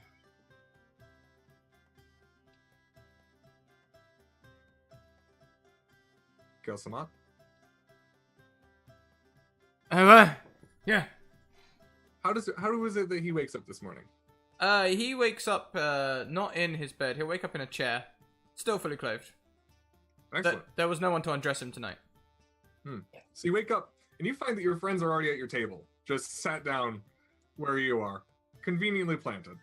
What, in my room? In your room? I thought it was downstairs. Oh, no. I fell asleep, I just sat down in a chair and just fell asleep. Oh, okay. Like, Gotcha. Never mind. Redacted. I was gonna say, this is an invasion of privacy. Wells actually doesn't know how to take his own clothes off. Little known fact, he has no idea how that works. He just pops buttons and other That's all he can do. Things just fall off. Yeah. it just happens. Yeah. You Plus, hear a these knock- pants are very tight. You hear a knock on the door, Kels. The door creaks up a little bit. Good morning. It is Claudia. Your friends are already up. Perhaps you would like to join them? Yes, that sounds fantastic. I have, of course, been awake for hours. No. C'est bon. Merci. And he'll lean his head on the, if there's a side table, he'll just lean his head on his arm and just sort of, nod back off for a little bit. Okay. But after about 5-10 minutes, he'll come down. Okay. So, the last of you guys to come down is Kels. Breakfast is served. Patrick is going by. Right, eggs and toast, bacon. Remind me, Gregory, what did you have? I know you order quite a bit of food. Just whatever. I have the mother of all hangovers. Just anything and everything, and just One keep of the full going. menu. From his tray, he goes, Well, then it looks like I should get two of these. And he slides Rhiannon's mimosa to you, Gregory. He goes, I will be right back on that. And he sees Rhiannon come. He goes, oh shit! And he quickly sets everything else down and goes and jumps back, almost hops over the counter to go prepare another mimosa. Oh, good man. Kells comes down a moment later. Still a little groggy, I imagine. Good morning, you beautiful people. How are you doing? I'm better when the mimosa gets here. I'm sure Patrick's working on it, though. As you say that, a mimosa slides under your chin. You beautiful man. Claudia says from a distance, I trained him well. Atta girl. Oh, I'm gonna be sad to eventually leave this place. Wonder how long we can keep the tab going. I know. Quite delightful here. I was gonna say we're gonna have to pay for it at some point. No, it's not us No. paying for it. It's Josie. I reckon she's gonna run out of money pretty quick. She's been funding me for some years. You'd be surprised how deep her pockets go. Well, Kels, I'm sure you'd know exactly how deep her pockets are. Your hands have been all in them. Oh no, I try to avoid the pockets. It's too many barriers, you know. Never I've know what you're gonna heard- find. I've heard shit happens in pockets. A familiar voice over your shoulder says, shit does indeed happen in pockets, says Clarice as she says, may I join you? Of course. She sits down and next to Una, she says, if I recall correctly, you wanted to speak to me? I was so caught up in the affairs of last night. It looked like you had a dress or part of a dress that looked like the one Louise was wearing. I was wondering exactly how you got that. Well, you see, the strange thing is that it took me a little bit. And she just kind of, there's this embarrassed look on her face as she reaches into her pouch and she pulls out several small swaths of very mishmatched colors and cuts of fabric. And she says, every once in a while I find when someone's dressed as, I find a little bit of it. And if it's a fabric I particularly like, I keep it so I can have a reference. And she takes out like a little bit of blue one. She says, I knew I really liked Louise's dress, but this fabric is, I recognize it. It is from an Avalonian dressmaker who specializes in weddings. And you do not go to her unless you are getting married. It's a wedding dress. Altered, I think, yes. Well, it does make sense. She's been seen dating multiple men recently, all who seem to have gone missing. Not missing. Inclusive. She nods. And she says, there's something very strange about that woman.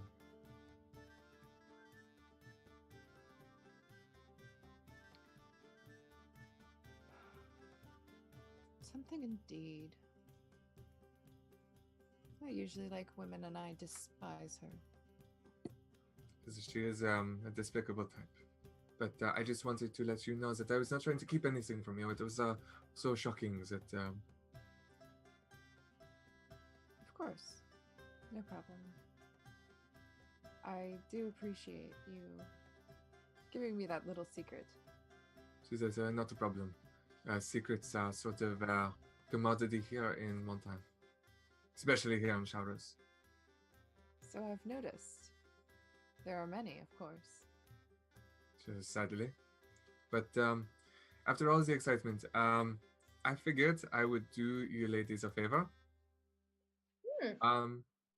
Seeing as you are so very heroic, come around before you leave Showers. I will make sure that your dresses are outfitted. From what I hear, you ladies kept us all safe that night. Last night, I mean. Thank you. Do appreciate it. Of course. Why should such beautiful ladies have their have violence ruins the most stunning outfits. It is a crime against man. It is a crime against art. It's true. Very true. Most definitely. He says, so do not forget to visit before you leave. Of course.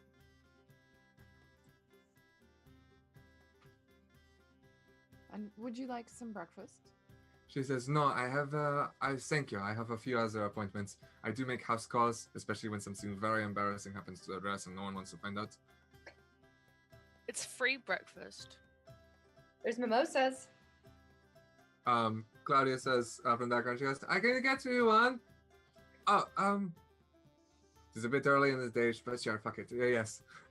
She says, if you have to deal with people getting married and things, and I need this way, I am going to need to drink. Yes. Merci, mademoiselle. Madame. Sorry. She says as she sits down. There is a reason why the nobility drink all the time. We can't stand each other. That makes so much sense. Agreed. See, I just do it for fun. Ah, yes, but apparently if you're rich enough, you have to do it to survive. Or at That'd be least be awful. able to survive your friends. That sounds awful. It's terrible. I just don't talk to anyone normally. I do, but then I take something of theirs, so. You have to be their Oh. friend. Una starts looking through her pockets and stuff. Oh, no, we have a present for you, Una. Instead, actually, I'm doing the reverse of what I normally do. But I guess this was stolen, so. But shush. Here, and then I pull out the cloak of swords. Are there still swords in it? Yes. There's still a few dangling from it. Yay! Right, so long story short, Layla and I found this. Found. Well, this Where's looks that? lovely. We thought of it Wait. immediately. So as you hold up the cloak, you can now in the daylight clearly see inside the hem. Oh.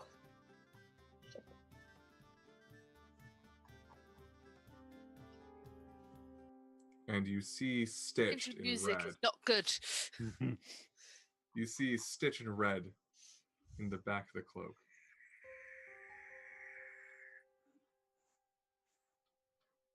Single word. Fournier.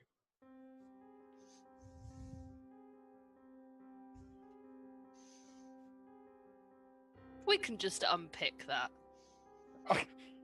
That doesn't add up, though, because we Yeah, didn't get this from a Fournier. yeah, we stole it from someone else. Acquired. We acquired it from a Laurent, not a Fournier. As Clarice holds it, she says, wait a moment. And she takes part and she follows, traces the edges of the cloak and brings them together, the tatters together, to fill a full message. Fournier's next. Well, at least we're okay.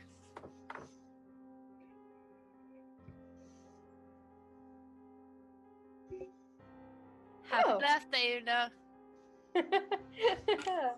Upside their swords, not just a creepy cloak. As you see you're looking over the bells, you guys do find a new one among there as well.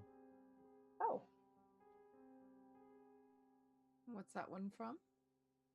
This one is not a poem. It's a name. It's written in Old Saiyan. I can read it. You can. What's the name? Jeremy. not a mute. I'm just mouthing swear words instead.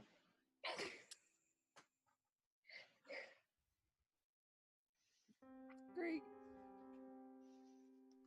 Do you actually tell us though that it says the name Jeremy? She kind of reads it out loud because the name Jeremy means nothing to her, so she's just looking at it and she says, Jeremy. Well, that's strange. I don't think there's No. anyone named Jeremy. No. That's my brother. You're not noble, though. No. Are you? No, not that I'm aware of. Dun, dun, dun. There have been illegitimate no. children on. Hmm? I mean, It is possible. nobles, people with money like to spend it on things Like to sleep with prostitutes. and Wow. well, not necessarily, but things happen, and sometimes noble blood turns up in unexpected places.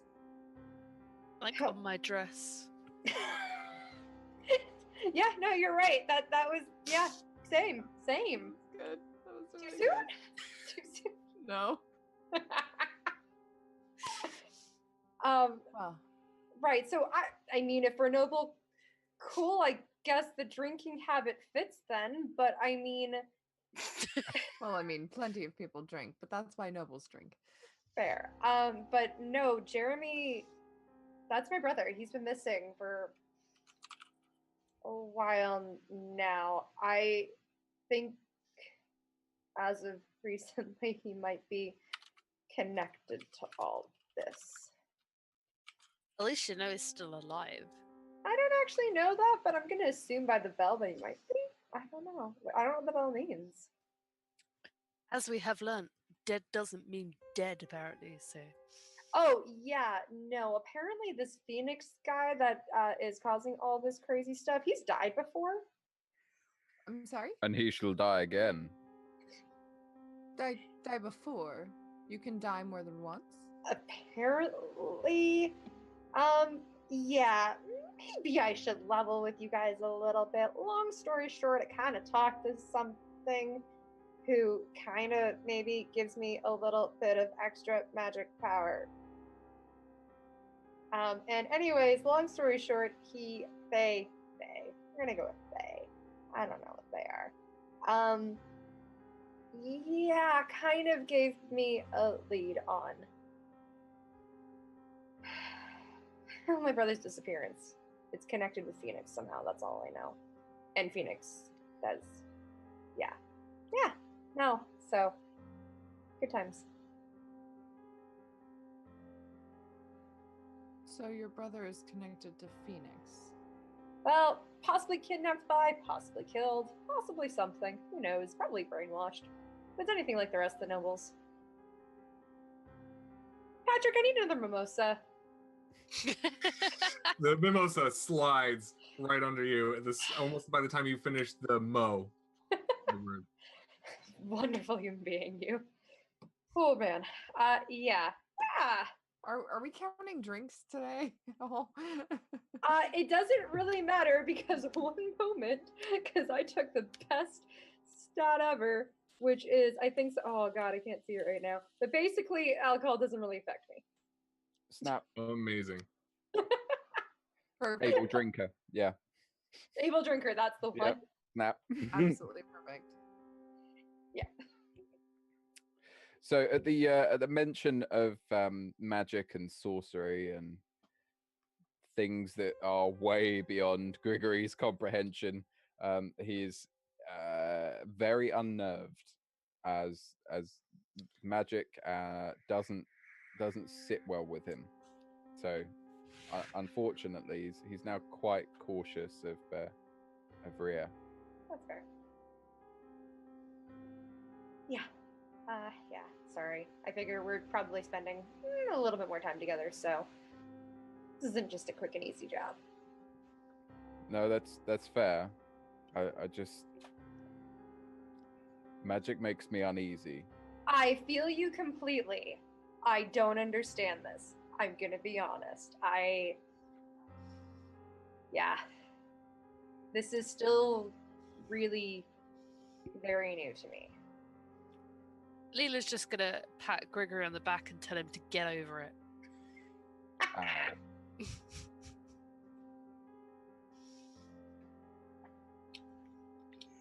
Anyway, so yeah, let's go check out the Chateau de Lac. I feel we should.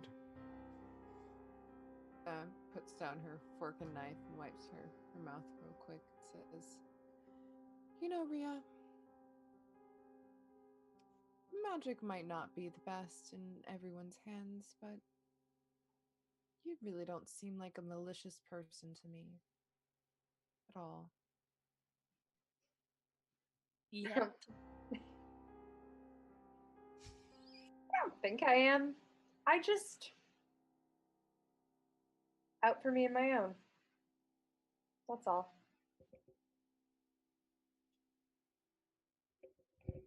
Agreed. I mean, you have meant us no ill will up until now. I still mean you no ill will. Just wait till she steals your money. I don't have any. Yeah, that's I I really think figured that's that the out. only one I that has to figured worry I about don't that. care.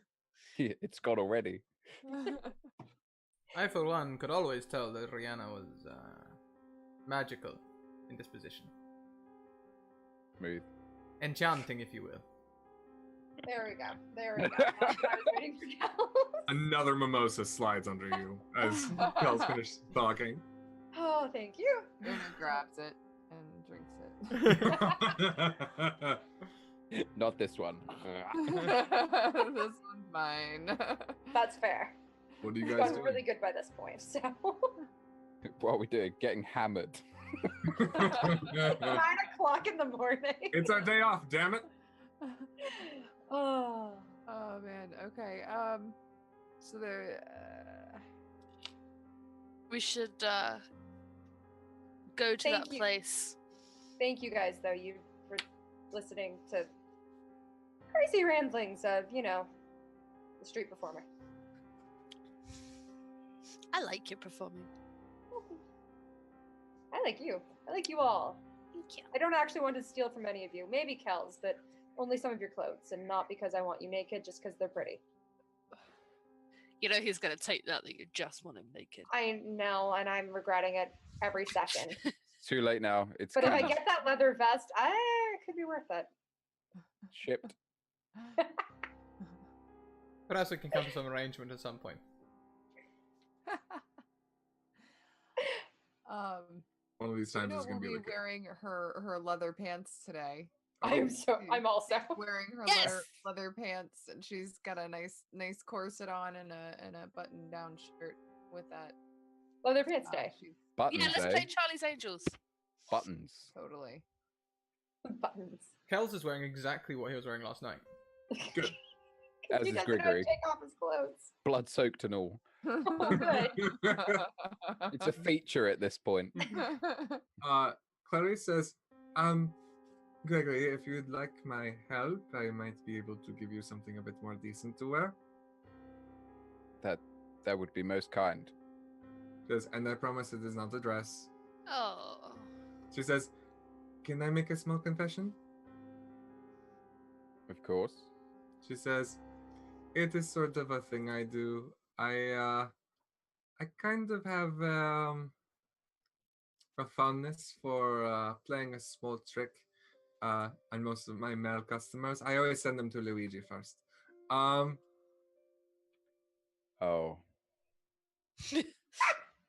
I love her. But I mean, at least Josephine Fournier paid for it, no? Luigi. Yes, that's He very is true. he is a hack. Everyone knows you should go to Jaguar. It's the Enzo. And Clarice kind of gives a nod. She says, and Enzo is not bad. But I don't think Enzo carries anything in your size. All of Enzo's things are small and petite and tight, so to speak. Wait. Like a toiga. Wait. Yes, there you go. Thank you. Someone got that reference. Thank you. Oh man. I love it. Oh gosh. Okay. So, within a matter of about a half hour, Clarice goes, she says, Gregory, I will be right back. You stay here, you rest. And she comes back. About Una yeah. asks her before she leaves. She says, could you take this message out of this jacket, please? She says, as you Or hold it up, she says, why do you think I was so quiet for the last 15 minutes? And you look, and she holds up the gold thread that had it in there. you are my favorite person. I do what I can. Before I leave, I need to get a new wardrobe from you. She says, did I not say that you already got one? Oh, no. I need one to take to home. Her eyebrow raises as she kind of, she sees her think about it. Her hand comes up to one of her gold curls and she says, got me very intrigued. I will be back in 2 shakes of Fox's tail. And she goes off, comes back about half hour later with proper slacks, a full tunic, and a couple decent leather bracers that in the lining is stitched the name Enzo. The tunic is a very deep sort of indigo and fits Gregory perfectly.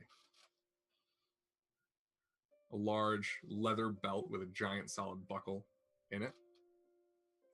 But you notice that the buckle actually has this sort of large fist-shaped steel component.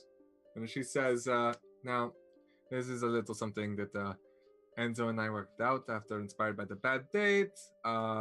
We decided to develop something called the bad night. And you notice that the belt buckle slides off to be a single brass knuckle. This is amazing. Thank you. She goes, I was thinking maybe it should be another dagger. And then Enzo was like, why don't you just do punching? Because apparently punching is manly. But she goes, it looks very good on you, though. She says as she pats your knee. At least it wasn't the chest. No, she was very careful. She kind of like meant to, but then just kind of aims to the knee. She says, and Kels? Yes. You had Enzo said that you had left something at his place? I don't remember stopping by his place this visit. I mean, that is most likely. That is normally what happens, but... She slides a box towards you. It is a very well-carved wooden box. And the cross has your name carved into it.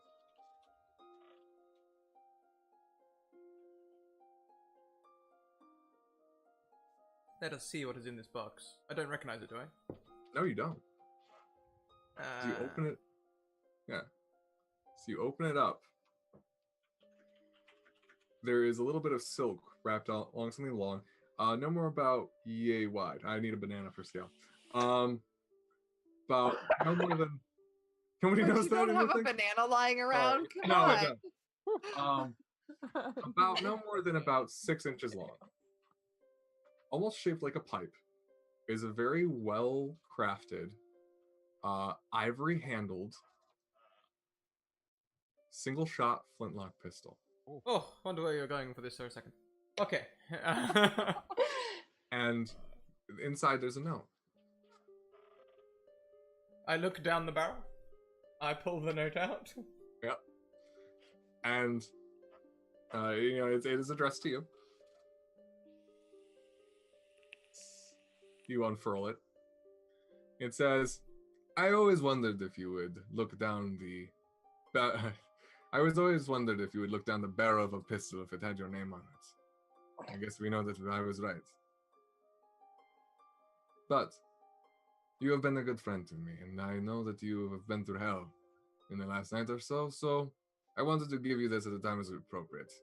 You're always off cavorting about and chasing women, but I decided I may as well give one of my best friends and customers a way to defend himself from angry husbands. He says it is sleek and elegant like you, and also terribly sexy. May God guide your hand, my friend. Enzo. I don't think Kells will say anything to anyone else, but he will fold the note instead of curling it and pop it into his into one of the pockets on his leather trousers. The very tight pockets, though the letter's ruined. He will also then put the gun in the front of his pants, which is possibly going to cause something to burst. He will take off his leather vest and begin removing his shirt because it's bloody. Okay. In the middle of the common room. You got it. You note that the pistol fits perfectly snugly in the front of your pants. It almost seems like the leather gives way a little bit for just enough that much room. Ah, he dresses to the left and the right. And so you begin changing your clothes. I don't know how to address that. I have no problem with that. I just was gonna throw my laptop in the air. I'm not even. I was gonna say how you address that is by not. Yep. Just not. Just keep going. Absolutely. Oh, that's great. Thanks for that, bud. You're welcome. So he begins changing in the middle of everybody, the chest hair gleaming brightly. And Claudia throws a joking, "Ooh la la!" No, just kidding. And she goes back to making mimosa. She slides a mimosa in front of Kel. She goes, "Sorry, that was me." And she just kind of gives you a consoling pat on the shoulder. And she heads back to the bar. Yeah, I let her go. And I'll just take the leather vest and just put the leather vest back on Son's shirt. Okay, excellent. Because it was So only I my got the sleeves that got, like, sleeves and that got bloody, so, you know, the vest Yeah. is fine. So you're like No, doing the tear them Aladdin off. thing right now. Sorry? Just tear You- the sleeves off. Oh, yeah, could be. But that's can a look, Grigory thing. Like, wet. Grigory could tear the sleeves off, but Kells, he'd probably, you know. I just imagine, Okay, fair point. Yeah. I imagine Gregory reaching over and then just tearing the sleeves off for him. There is no way Gregory is undressing Kells. no. No, Chat, fan art, go. Yeah. Keep it. do it. But if I write it in the notes, it has to be true, right? Exactly. It will be there.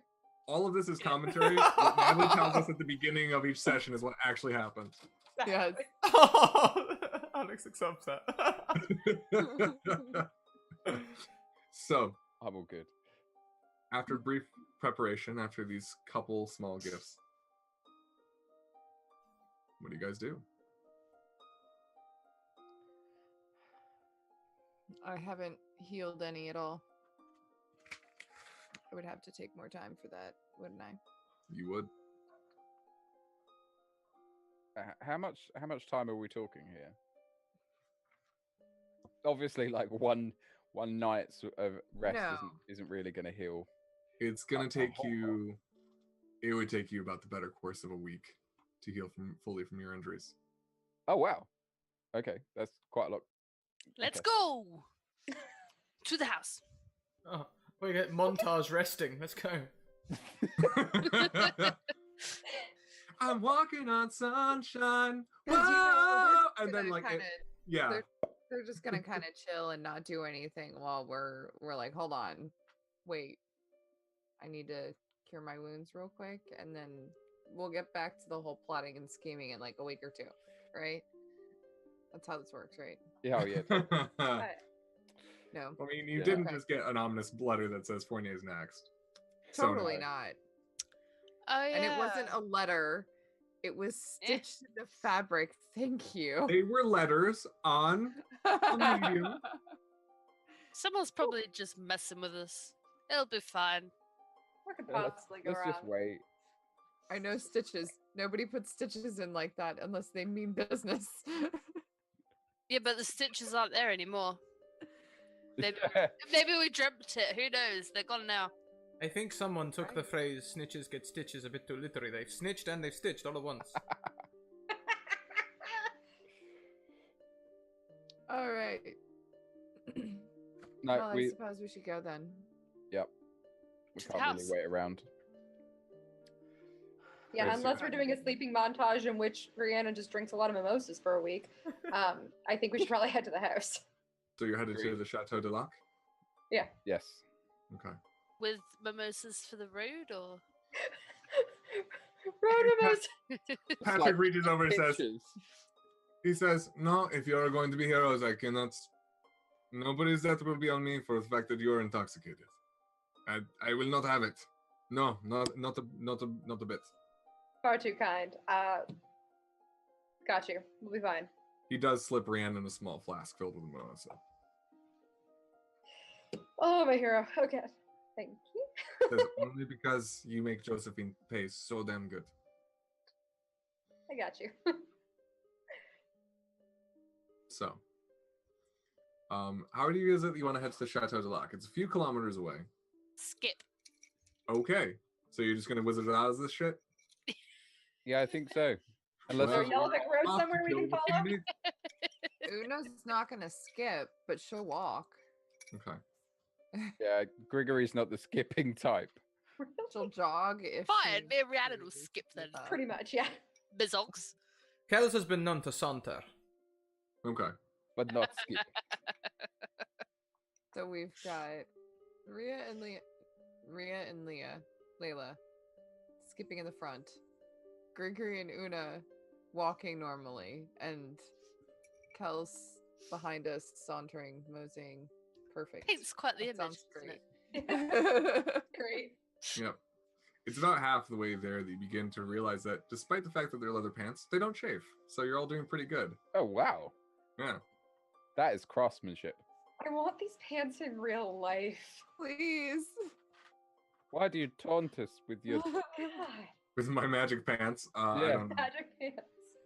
Is there like a delicate silk lining or something in there? How did they manage that? Like, That's the only assumption you can. There is like a trademark sewn into the ass of it though. It says trademark Jaguar. But as like you guys, across the butt, like the juicy ones. Please say no. not at all. Thank you. So, as you guys approach, you see a large chateau, a 3-story small castle right on the lake.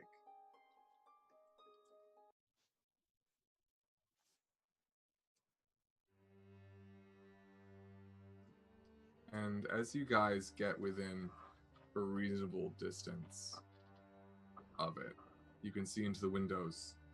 You see leaning on the side the black silhouette, the plague mask. You can see the hat is removed, and several small hanging strands of what appear to be hair messed about the front of the mask. And the figure, pulling itself, turns and exits the window as you are about some half a kilometer away.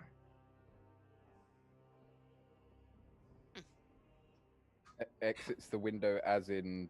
Like turns around, it turns around and heads back inside. Oh, Like, okay. you can see it like leaning the window, and then it just picks up and leaves. oh, going back inside. I thought it was like scaling it. Gonna ask how many razors to shoot it with my new pistol.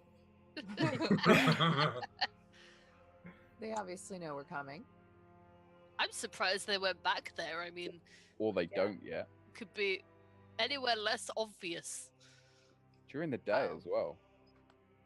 Maskless. Must be a bit hot under there. Oh God, I can only imagine. Right. They know we're coming. We know they're there. Cool. No time like the present. Pretty much. Right. You know what's inside though? No.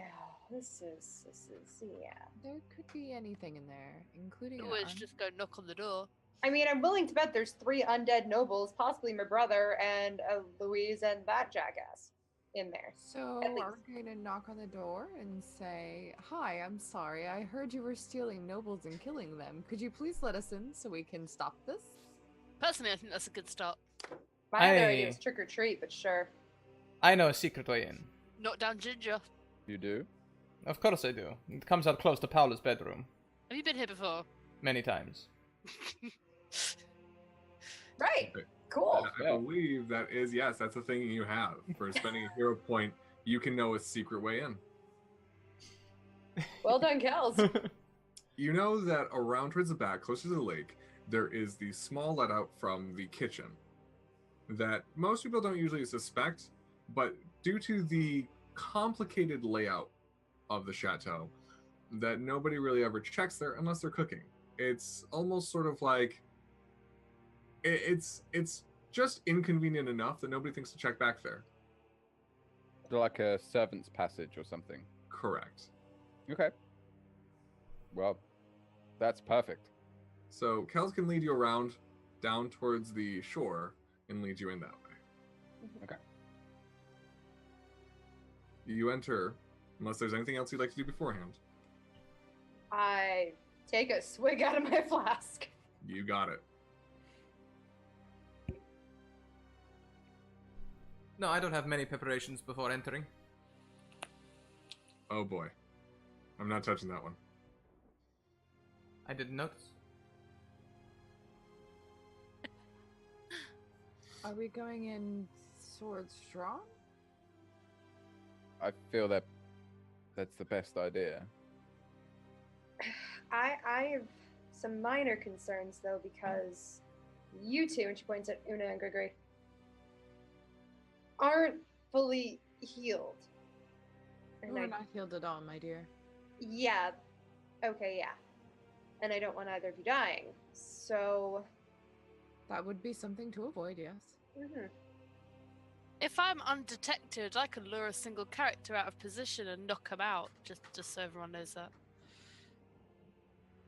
I have ways of taking people out for a short space of time. I bet you do. So Kels is looking up. I guess so. So Kels is gonna seduce everybody. You're gonna Seduce stick up it, behind seduce them. then shoot. Come on, it's the salty spray way. It is the salty spray way. Seduce then shoot. Okay, now that's a raid cry.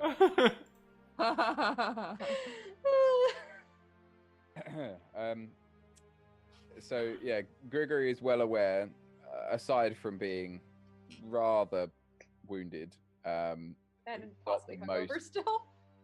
well, no, that And- that fades quite quickly. Okay. Use He's- Gregory as a battering ram to get He's the had torch out. eggs. He's fine. Lots of eggs. Yeah, so he's not exactly subtle. So staying out of the way or not charging in first, unless that is our plan, is probably not wise. I mean, just walking up a set of stairs alone, everyone in the other wing will hear it and feel it. Maybe you should just stay outside. I can hold the door shut. You Stop can make anyone sure else they coming don't up get the out. servants' passage. Oh, no one uses this passage. No one really, except for me. And Una, you remember that the previous lord of the castle, the Master Dulac, has recently passed away. So you know that the servant kind of with him not there and Louise just in the place, you're not even sure that there might be servants here to begin with, actually. Okay. That is one thing you recall, that Louise just inherited the place after her father passed, but she didn't live here before.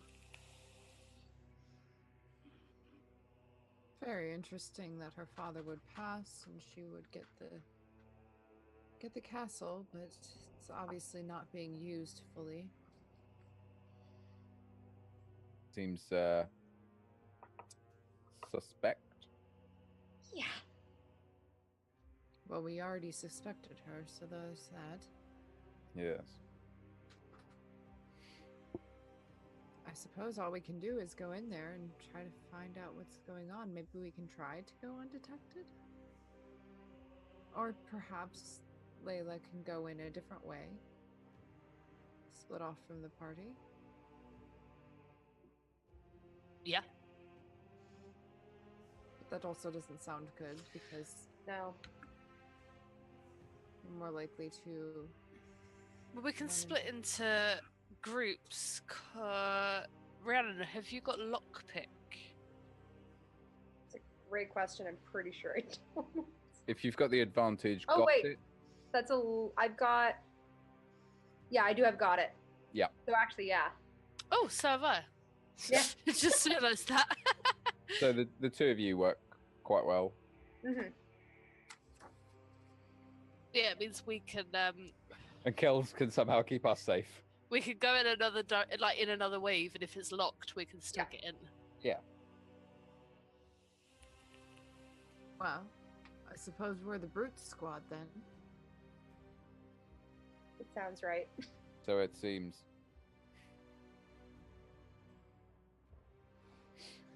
Okay. All right. So then we are sending in Team Sneaky Sneak. And Team Cripple. I was Oh gosh, this is really bad. Squad. I was at least going with Team Brute Squad, but sure. Yeah, but Gregory and Una are pretty close to death. I was gonna give you Kells. I'm like four Kells doesn't wounds do away from anything. death. He has a gun now. One bullet. Fair. He can shoot Okay. one time. Probably a blank. So, me and Rhiannon can go in and scout the place first. Glad he's Maybe not here. that's a better idea. That's probably the best Right. place. Yeah, let's do that. And Team Crippled Brute Squad can stay outside. You can keep guard, make sure nobody else comes up to the house. So, if Rhiannon and Layla want to stealth ahead, I'm going to need Hero finesse. points. Okay, Sorry, we get hero points for that. Yeah, we do. good. I'm very glad. This whole game is now going to become Rhea and Layla going in places they're not supposed to for her points. It's part of the game. All right, so Oh, this is how I die. It's fine. I'm going to need finesse and hide rolls from both of you. And then if Team Bird Squad, I'm not calling them the other thing. 'Cause No, that's fine. No, that's good. If you guys want to keep watch, if you guys could roll wits and notice, please. What happens if you got 3 points in something? You get to re-roll one of the die. Mhm. Ah. And because it's our first roll, I Correct. don't know, we still get an extra Because- piece. It's an extra one, and you guys did describe how you're going to go about it. So yes, you get an extra 2. Okay. An extra 2. Perfect. 6. That was great. Oh dear. Okay. Well, let's just hope you don't have to notice much. How do I re-roll one? So go ahead and just pick one of the numbers. And then if it's just higher, we'll add it to the number that it was. Okay? I'm gonna pick the 1. Okay. Unsurprisingly. Then just That roll one Rolling d10, yeah? really well. That's only if you have 3 in a skill, not a trait, correct? Yeah, I've Correct. got 3 in hide. Yeah. I only have 1 in height, so. Hey, I got 1. Convenient that I lose my pen the second I stop playing with it. There we go. Okay. Hey. So, all right, good. So you actually got a whole total raise from that, Jay. Good. So that's 3 raises there. It's the first time I've been able to re-roll something.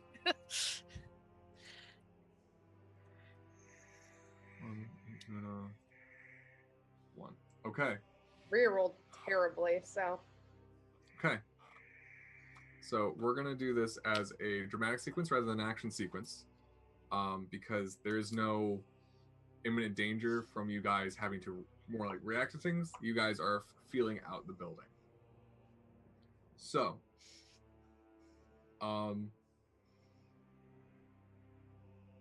we're gonna start with Layla and Rhiannon.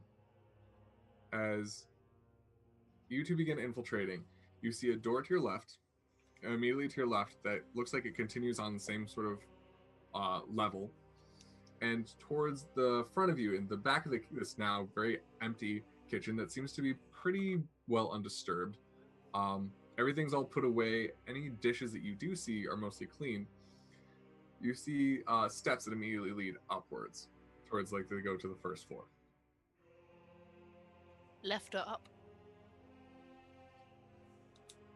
What does your gut say? But when we saw the people through the window, were they like on the floor that we're on now? They were Or- on the third floor. You saw Phoenix in the window of the third floor. Well, should we scout out the bottom floor first?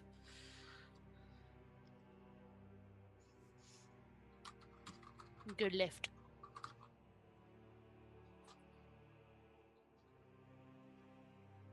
Sure. Let's do this. Yeah. We'll go left. Okay, left it is. That sounded really ominous. Thanks for that. All right, so as you guys head toward and down the hall, you notice that the hall is sort of long, stone-like, but you do hear whispers. So I'm gonna need a raise from both of you in order to remain undetected, that you don't disturb whatever is whispering down the hall. You get my 1 raise. Okay. So.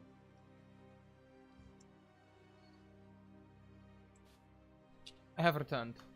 All right, Kels, what's your approach? Una and Gregory are waiting outside. They both took wits and notice to just kind of keep watch. 7th C, I cannot open you. Hang on a moment. 7th C. My approach will be...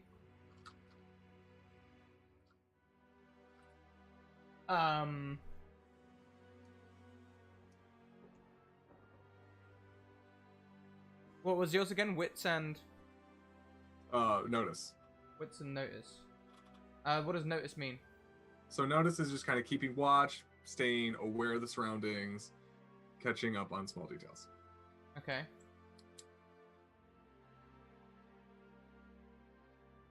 So could I be a fantastic cat burglar and use panache theft? If you wanted to go through stealing things, what would you be hoping to steal? Art.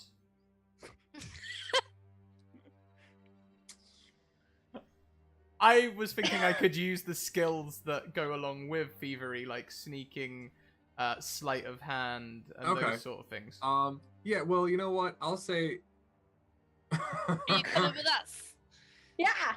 Come with me and Rhiannon. It's gonna be fun. You know, I'll say, as long as you're kind of like, not like sneaking, not like Sam Fisher sneaking through, like, you know, some place he's infiltrating, but more instead like how people who think they're sneaking, like Krunk in Emperor's New Groove, sneaking Oh, through the Krunk. city. I love it.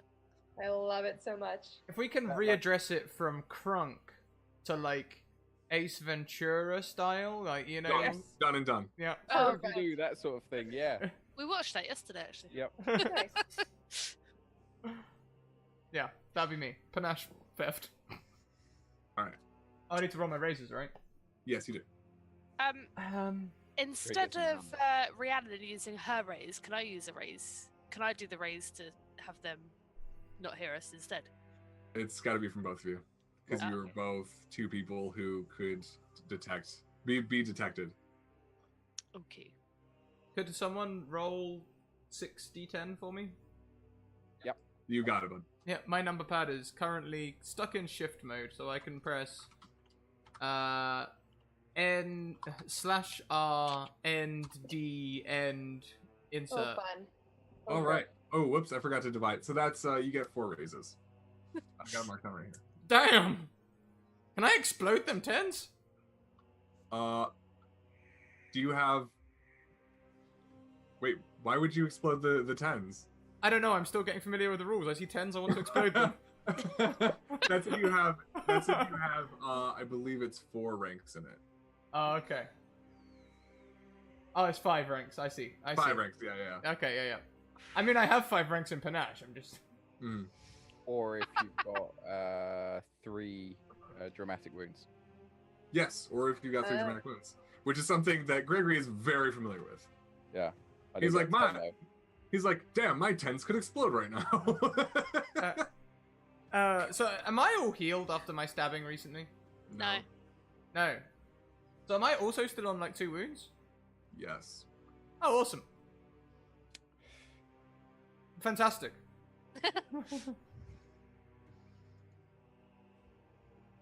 That's all right. You take a bit more damage, then your Nice. tens explode. That's what I'm So, thinking. Kels, Pull if out you're a dagger. if you're sneaking along with Oh, them no.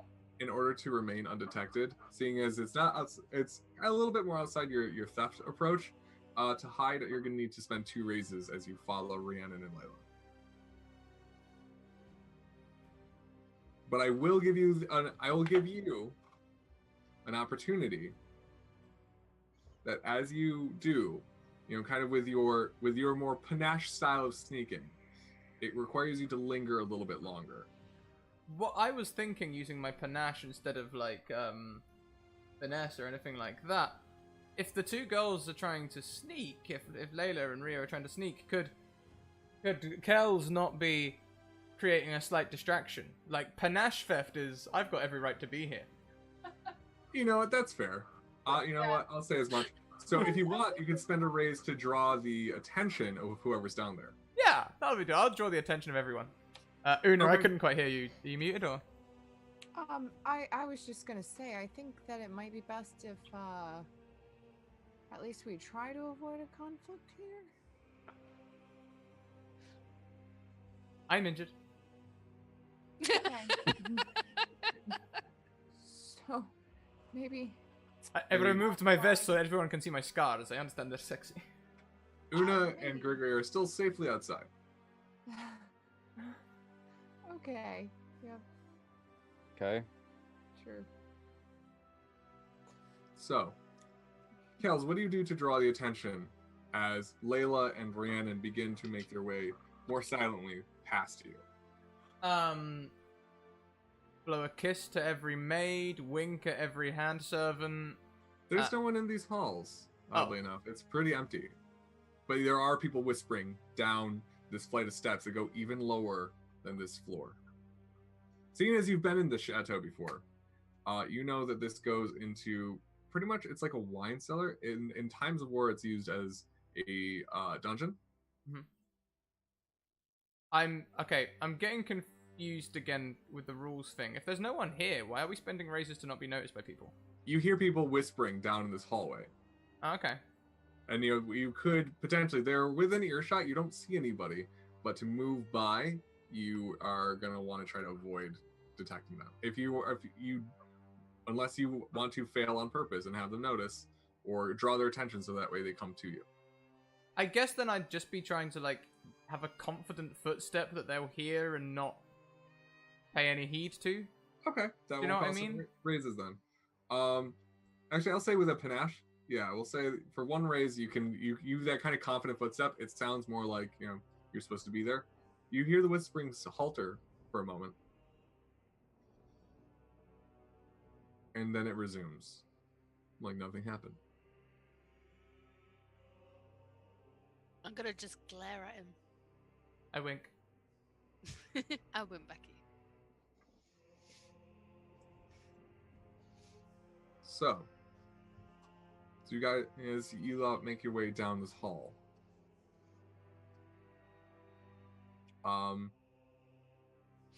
Una and Gregory, I am going to give both of you an opportunity to notice something, each independently. But it depends on one of the following. Are you looking towards the shore? Up, higher above you? Or are you looking more around you to see if anything's coming? So I think Gregory is going to be keeping an overwatch on anyone that's potentially going to come towards us. Okay. As much And- as Una would try to keep an eye, she's probably really watching the shore. Okay. As you watch the shore, you do notice that there is a. You notice that there's a small boat there. It's docked. It looks like it has. It's only about, I'd say, 50 feet from you. And at first it looks part of the scene, but you notice something about it. It almost looks like it has been dragged to shore recently.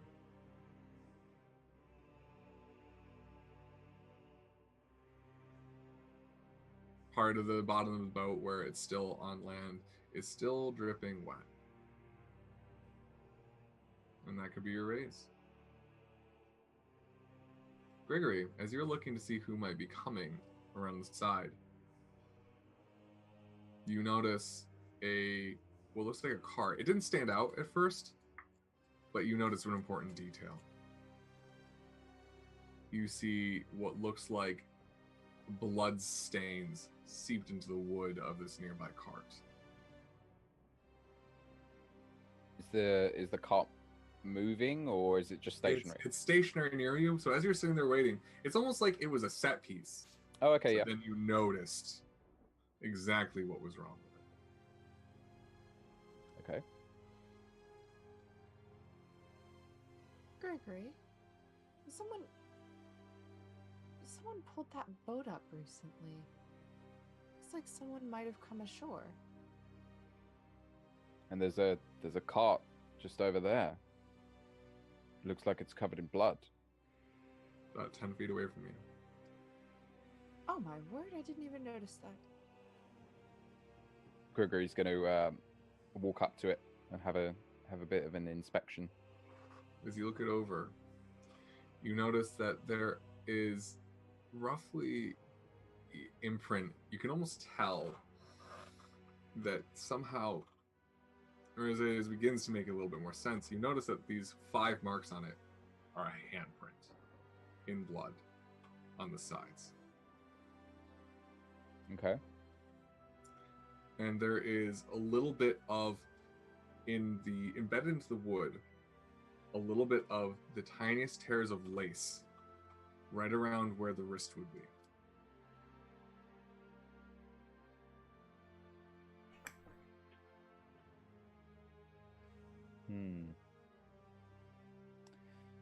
Nothing else in the cart itself, just that No. handprint. The handprint, a little bit of lace. Yeah. Yeah.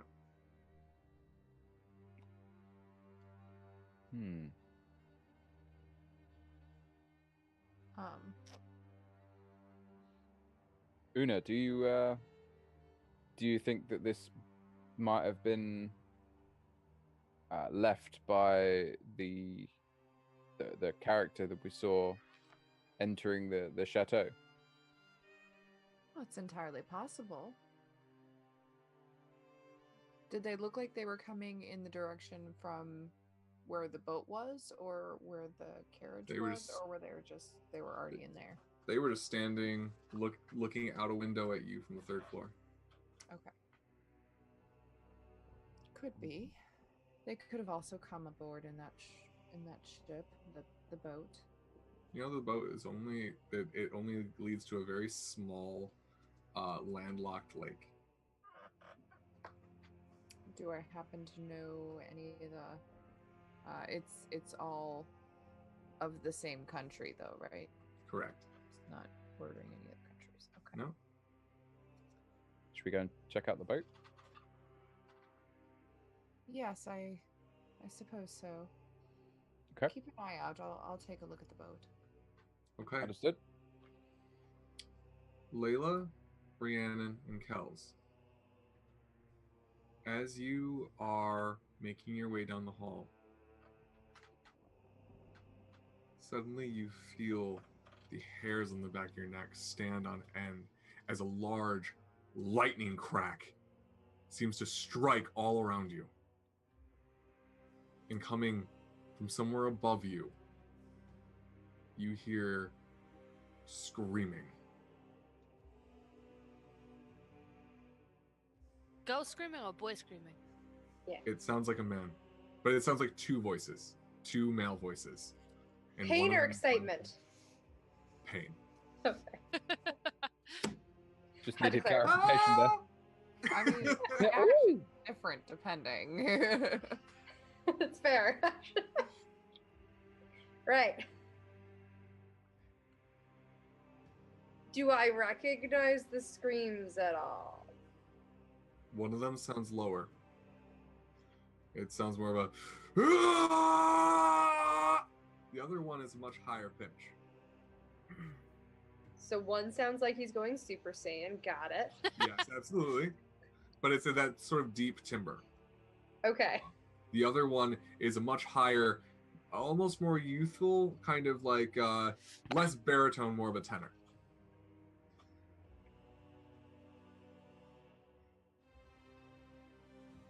Okay.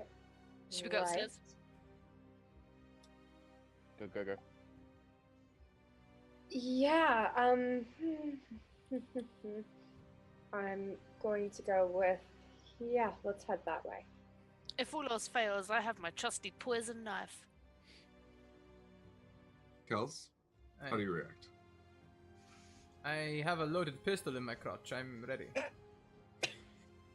And he has a gun.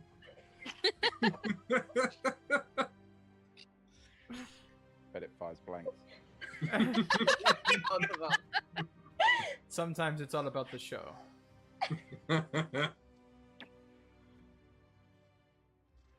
Oh. You have started putting a disclaimer on it before we come on, right? Not yet.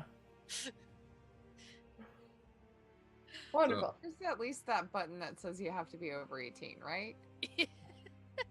No.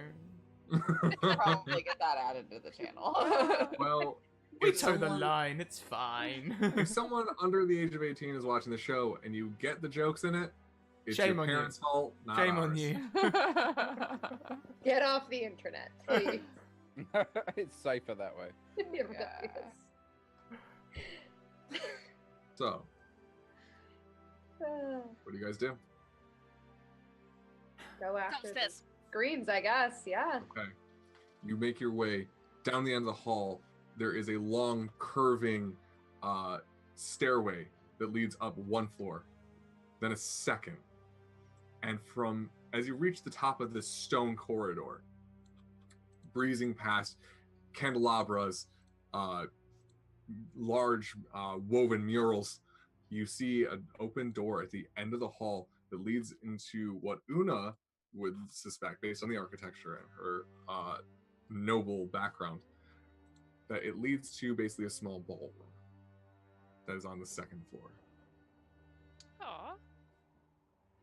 But there you see large flashes of light coming, streaking out of the door. Probably no point trying to detect sorcery at this point. Actually, I am still actually going to do that. I would like to Okay. invoke a hero point and sense sorcery. You got it. And as you do so, you detect that there is a high presence of sorcery nearby. Many different types mingling together. And Pega, for a moment, says, I have no idea. Be careful, noble one. Right. Will do. Layla counts there's a lot of magic and a lot of different types of magic, and it's not good. So says the voices in my head. Okay, well, what is the plan? Send Kells in first. I feel like that's been my plan since day one, so yes, let's do this. Really a good plan, though. Una and Gregory, as you're checking out the boat, you hear a lightning strike above you. And it looks like a single line of lightning has hit the top of the chateau and is lingering there and staying there, just trained on a single point in the ceiling. It's loud. It's the cacophony of the thunder around you is almost deafening. It's the middle of the day. It's the middle of the day, and the sky is slowly growing darker. Oh, okay. Should we go in? I think we better head. All The right. wind is picking up as you are heading in. The sand on the shore begins picking up. It's buffeting you in your face. You smell the storm wind slowly growing stronger and more present, even though the day had been clear as you make your way inside. Una Rhiannon and Layla- unsheaths one of yeah. her swords as she You got it. runs. Pull the sword from the cloak as you head inside. Layla, Rhiannon, and Kels. What are you guys up to? You're outside the door. Okay, if you want me to go in first, I am okay with that. But he looks around quickly. Is there a vase anywhere here with flowers in it or anything? No flowers, but there is a vase. Excellent. If the vase has got anything in it, I'll empty it and I'll walk Okay. towards Rhea. Say, Rhea, I'm going to need your mimosa. Fine. Like the flask or just the mimosa, or Just the mimosa. Put it in this vase. I empty the rest of it into the vase. Okay. I'll be right back. Where is Just- it going? And I'm just gonna walk through the doors with a jar of mimosa in my hands, like, you started without me! Okay. As you walk in and yell, "You started without me," you see towards the back of this ballroom that has been converted into an alchemy lab. Oh. You see 2 tables propped up at about 85 degrees.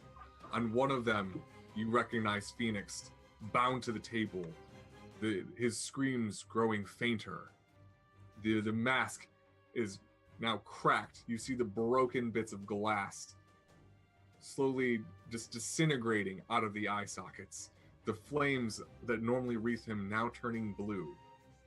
And on a table opposite him, with a large chamber of this churning blue liquid, you recognize the face that you've seen in a portrait. Gabrielle Fournier. And that's where we're going to end tonight's episode. Oh my gosh. There's no one else in the room, just those 2? Yes? Is that, there is only 2 or there's more than There's 2? only 2 of them. Oh, Only 2 of Wait, them. so wait. Which voice is the super saying? You recognize Phoenix's voice as the Or baritone. Figured as much. Okay, awesome. Yeah, we can work with this. 2 men strapped to a table, no one else around. This is safe Yourself. ground. Oh yeah. Just stick your hand right in that lightning, why don't you? Well, my first thought was to pour mimosa in the blue liquid, just to see what happened. I really feel like that's Derek, you're gonna have to come up with what happens when that I will. happens. That is the first thing my brain went to. I'm not sure if that's Kells or me, but yeah. I shall indeed. So, how are we all feeling? I need a Oh new my keyboard. Oh, Is it next Tuesday yet? Yeah, right? Right? Scrap it. There's nothing happening after this. We can just keep playing. Yeah, I was gonna say, can we just do a double session? It's fine. I don't need to go to work in the morning. It's fine. Who needs sleep? What's sleep? I don't know what this is. I've got Exactly, coffee yeah. brewing downstairs. I have to do 2 presentations tomorrow in front of I don't know how many people. I don't need to do that, right? No, it's fine. We'll just keep playing, especially since Scrat's shift key still isn't working. So you know, really- it's just easier to just not stop the stream, right? That sounds like Curse of Strahd is cancelled. Let's just keep playing. Yeah, we'll just take the slot. It'll be fine. I've got this lovely image of Natalie just turning up tomorrow at this presentation and being like, no, I was going to give you a presentation on this, but actually, just listen to these recaps. Yes. They're gonna be so confused. So, Oh. I have a request. yeah. When we get to the end of the series, can you just read all of the recaps back to back so that we could have a series finale summary of just the recaps? Just Rhea's diary. Yes. Yes. Yeah. Just all together. Dear Perfect. diary, today we... Anyone? I'll rewatch the VOD for the first one because I didn't write my notes for that one. That was just me off the cuff. So I'll write the actual notes for that. We'll go. You got a best-selling book coming up there. Yeah. Perfect. Oh my Love it. god. If anyone caught that moment when Aris came up with that idea, that was the Gasm emote of the future. Okay, that would be amazing. Fantastic. So we're gonna go around the room. We'll go in reverse order, starting with Natalie. Tell us, where we can find you on the internet, what your favorite part was, and yeah, I think that covers it. That's the usual around this place. My favorite part of tonight, I'm going to start with that. Clarice. That woman's a goddess. Second to Patrick of the Mimosas, but mostly Clarice. The other great thing is apparently, like, some of the people that I play with make fun of me. So, like, Natalie, you play the same damn character a lot. They're just different names and slightly different appearances. Because this is the second character to end up with a flask. So, it's great. It's fine. Anyway, like so it's just your brand now. it's just my brand. It's great. I love it. I need to get an actual flask for games because I think it'll be just that much better. So that's my Yes, next go on. plan. Anyway, so I am Natalie Wallace, also known as Chaotic Rogue on Twitter and anywhere on the internet. You can find me at chaoticrogue.com. I have my own website where we do just tabletop stuff and whatnot. I'll throw it in the chat, but that's pretty much it. Follow me on Twitter for really stupid ramblings on D&D, but don't follow me this week because I think I have to tweet some stuff for work, which is great because Chaotic Rogue is a great Twitter for professional use. I love it. That's me. Okay, cool.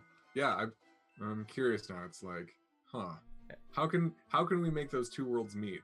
It's like, haha, business, Dungeons and Dragons. Kind of does a little bit. I work with a client now that deals in video games, so it's actually getting kind of close. Neat. Oh yeah, I love it. Anyways, I can feel your drive going in a certain direction here. Guys, if you could link your own links this week, because I tried just typing out Natalie's Twitter link, and I can't press dot.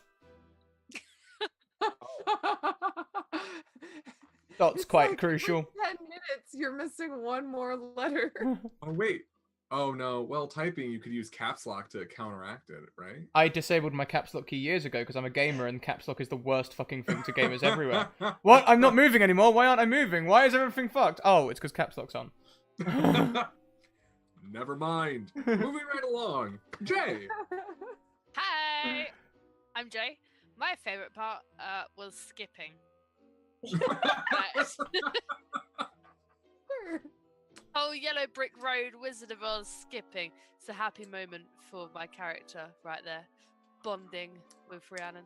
You know. You're Who's muted. oh, I don't know. You just muted yourself. Was it the I don't cat? know how that happened. I didn't touch anything. phantom Press mute. the button. This is bloody keyboards. Yeah, so my name is Jay Bambi. As up there, I stream with Dark Fox, who is that away. Don't know where he is. We haven't streamed much recently, but this week we'll be back to our streaming again. So we stream quite a lot of Ark. We do some horror games and some other stuff. Yeah, so my name is Jay Bambi on Twitch, Twitter, Instagram. I keep it the same for everything, because then I don't have too much to remember, basically. So yeah, that's me. Awesome. Cool. Moving back around to the amazing Aris Savad. Hello, I am Eris Savad. I played Una tonight, and oh my gosh, Una just got the best coat ever.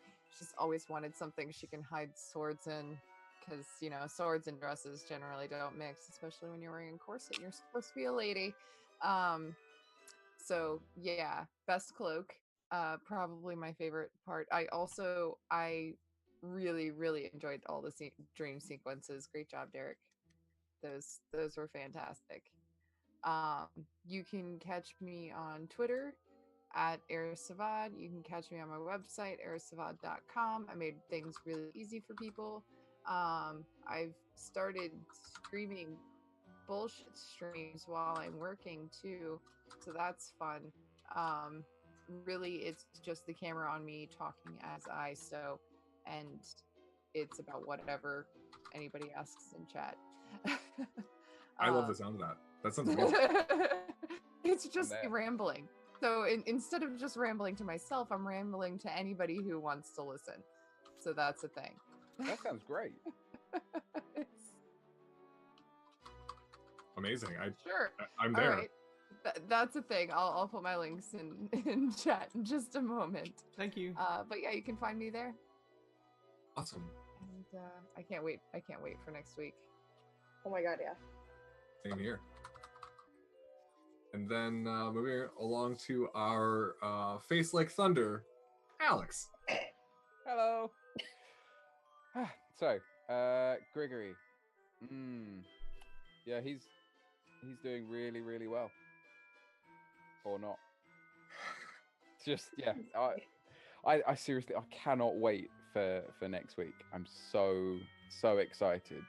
Favorite bit of this session was probably the very, very creepy tone everything took. I mean, there were hints of the creepiness anyway, but this particular session with the dream sequences and with the I don't know, just the continuation of general weirdness, it's really, really cool. I'm Awesome. absolutely loving it. Every second is brilliant. Yeah, so I am Alex, or Alexandrian, or Dark Fox, or Dark Fox 0812, which you can see just up there. As Jay said, we stream on Twitch. I ramble on Twitter quite a lot, to be honest. Yeah, so if you like the idea of me hassling you via Twitter, then give us a follow, and we'll see you there. Awesome. So before we go to the man with the pistol and the gun, I may as well do my outro first. I'm Derek, or as you may have heard of me, I am Archmage Derek. You can find me on Twitter at Archmage_Derek, or on the Mage College, where my wife and our friend Tahina Andale and I create 5e subclasses, spells, articles, and the like. We're actually doing something really cool coming up.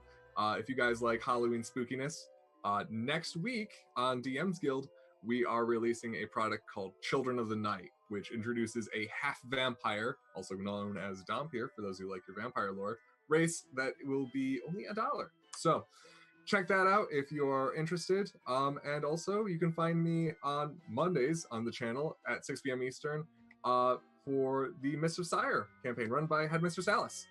And then back here on Tuesday. And then next week, on that same Halloween, that day, yes, I know what I'm doing. I swear I can talk English and stuff. You can find me on Goldheart Gaming for a one-shot run by Miss Andale.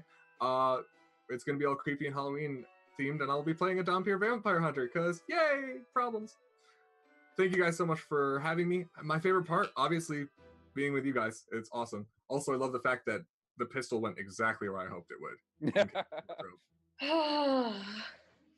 Of course.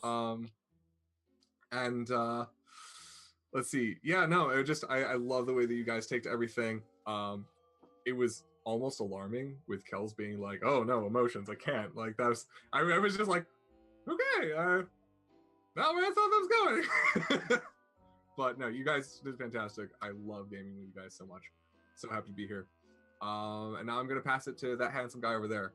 Scrap, take it away. That handsome guy over here who apologizes for both being very ill and also trying to fix a keyboard all stream, especially while role playing. It seemed very rude, but at least I got some results. Oh no, wait, I didn't. Hey, but never mind. Thank you so much. It was a wonderful game. My favorite part, I think, was just how injured everyone was after the fight, and Kel's just sort of being like, "Ah, it wasn't so bad. It's fine." Yeah. That or breakfast. I like scenes where everyone just gets together. You know, that was nice. Everyone drinking mimosas about the things Kel says. That's you know, bonding. I'm gonna keep the wrap up really short tonight because I'm gonna try and restart my rig and sort out all of my shit. Basically, I'm gonna try and sort out all my shit. So in which case, I'm only gonna give 2 commands tonight. I'm only gonna give Bird, which is our sponsor, Bird in the Storm Publishing, and also our sponsor, Mayhem Press, which I can't type. Mayhem Press. There's no dots in this, so it should be okay. There we go. Please check out all of their works if you want to see some of that Mage Hand Press stuff. Come along on Thursday at 1 PM EST. If you want to see Bird in the Storm stuff, stay tuned for the January season. Apart from that, you can see my Twitter's been posted at times, and all sorts of other things been posted during the thing. I hope you've taken the time to go check them out. We'll be back in about an hour with Curse of Strahd, but between then and now, I'm going to take a hammer to my computer. I mean, I'm going to restart my computer and hope it works. Let's go and raid Madame Gandalf, because she's going to be on the show in an hour. Let's do it. I assume she's live. I've not even checked. I like the assumption. I know, right? Hey, it's just refreshed, because it looks like she might not be live. Like, what the hell? Yep. Okay, it would seem that Madame Gandalf is not live. Well then. But our good friend Jay is playing some World of Warcraft, and if there's one man in the world that needs supporting, it's Tall Squall. Tall Squall, his entire channel is run for charity. That's what I mean by needing supporting. I mean it's a good cause, not that he in some way requires support. He's an amazing person. I hope you get in there, give him a follow, give him a retweet. Support all the ways that you can. I've spent time in this man's presence, and I can tell you that he is actually a paladin. He actually gives off that cantrip aura of calm. It actually happens. I was there for a week. I came away like a Zen fucking master. It was amazing. Yeah, but he's playing one of his I think it's one of his 110 characters, so like or grinding up to 116, but grinding in the way Tall Squall does, which means checking out every piece of lore and every piece of story and generally having fun. He has proper fun, unlike me who has the wrong kind of fun, where I just grind everything and have no respect for anything in the game. So yeah, I hope you guys enjoy that. Keep on evoking emotions, and we'll see you in about an hour. Bye! Bye! Bye. Bye.